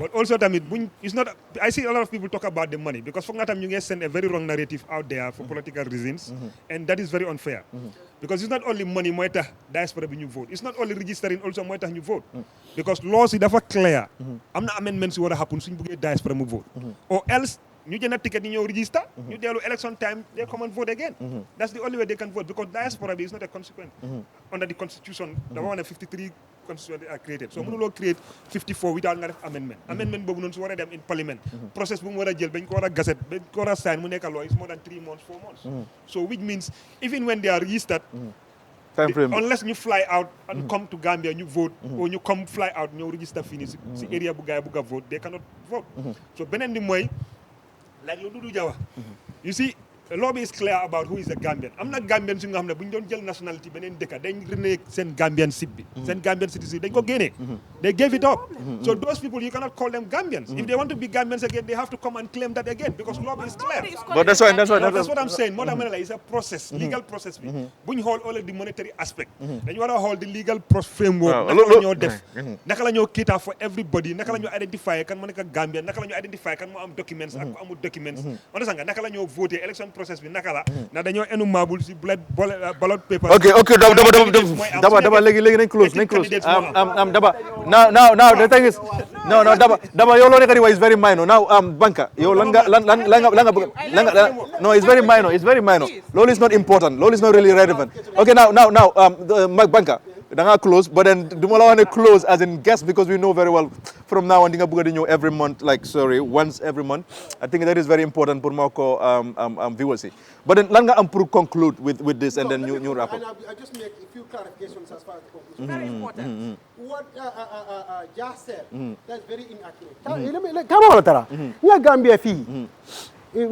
pour register fii nii fii la register to vote fii la jëna na xare for several reasons si fi document because most Gambians amuñ passport amuñ ID sax most of them amuñ even birth certificate bu gaay denc so most of the time ñu bari si alkalo bi lañ dem jël attestation ak yooyu noonu in the diaspora you will rarely find somebody ko amul passport or amul in other words amul Gambian document bu correct because foofu noonu you are required to have that noonu nga faa mun a amee ñoom seen kayit sax because kayiti Gambian laa laaj yooyu nga present nu nga fa duggee sa passport yooyu ak yooyu noonu so diaspora bi ñoom they always have their Gambian documentations intact always so these are so bu waree register nit people foofu la war a jënaa yombee foofu la jënaa I mean because koo laaj rek daf laa indi passport am or other documents, birth certificates, for instance, mun la ko present very, very easily. Man, so I have my Gambian passport, is as valid as it can be. I'm na so birth certificate is still with me. Even in America, I had those things intact. So then I guess the most Gambians are like that. So if you Kate, for gina were easier than fee because man is nothing. The other two is a thing that he is alluding to. Look. Let's not create excuses here. Even Gambia Fini, we can raise those issues everywhere. So we get to see what you know. Wow, I'm not Benin citizenship for Even within the Gambia here, you can raise those excuses for every Gambian citizen in this country. Of course. And it will look like you are raising valid points.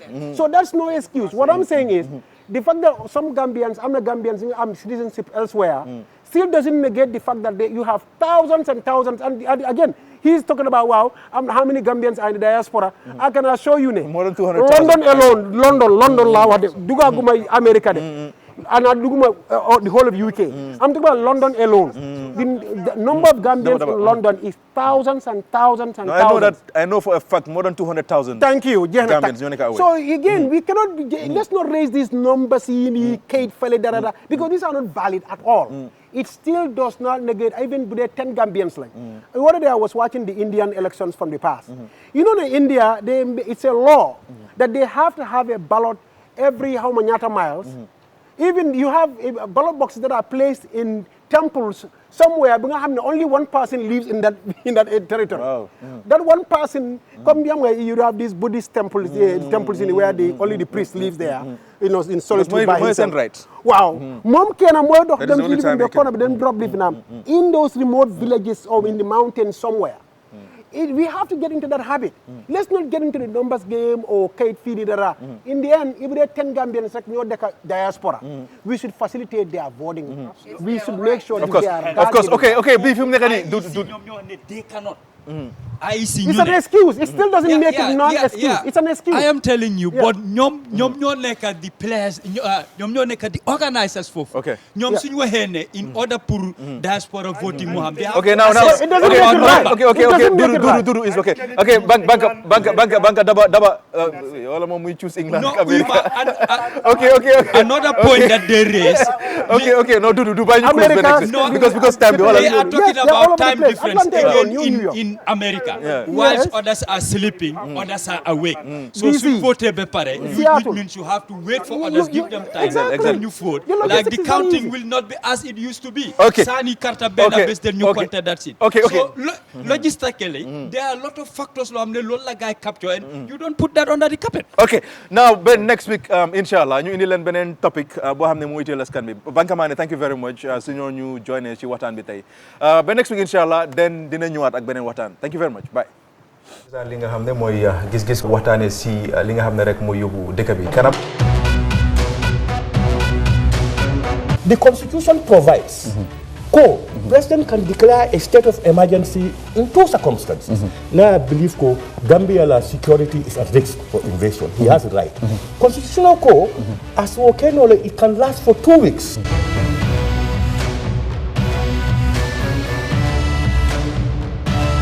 yéen ñëpp gis ngeen ne dañu oote ne nañ ànd soppi nguur gi fi nekkoon loolu pexe la parti yi bokkuñu xalaat bokkuñu jubluwaay lii pexe la rek pour génnee ngu réew ci loxo benn nit te jubluwaay bi mooy won ne fexe nag nit ñi moom réew mi ne nañu ànd ci xel ñu tabaxaat réew mi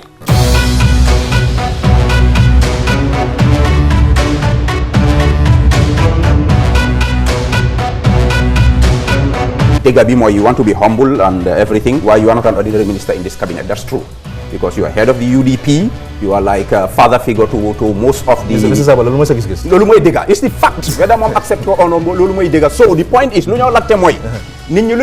because of that prominence the baro def la consult or legi yow ya de yobu ay nit ci baro pour mu appoint lolu moy lacté dal li mo am President Adama dafa am mandate because Gambians choose ne na liggéey réew mi mu tànn ay nit ñu liggéey ak moom man ci ñooñ la bokka ma ngi liggéey ak moom ngaje ko ade mela ay mul ay tiñarol minke Gambia jang mul ka wole tan ka foko APRC fananda do tiñaro to la alle mu stade le so ka APRC ta kala image de da kotenge isaje fu Gambenol kotenge si la pati ni la kotenge no yalo say you are putting me in a funny position.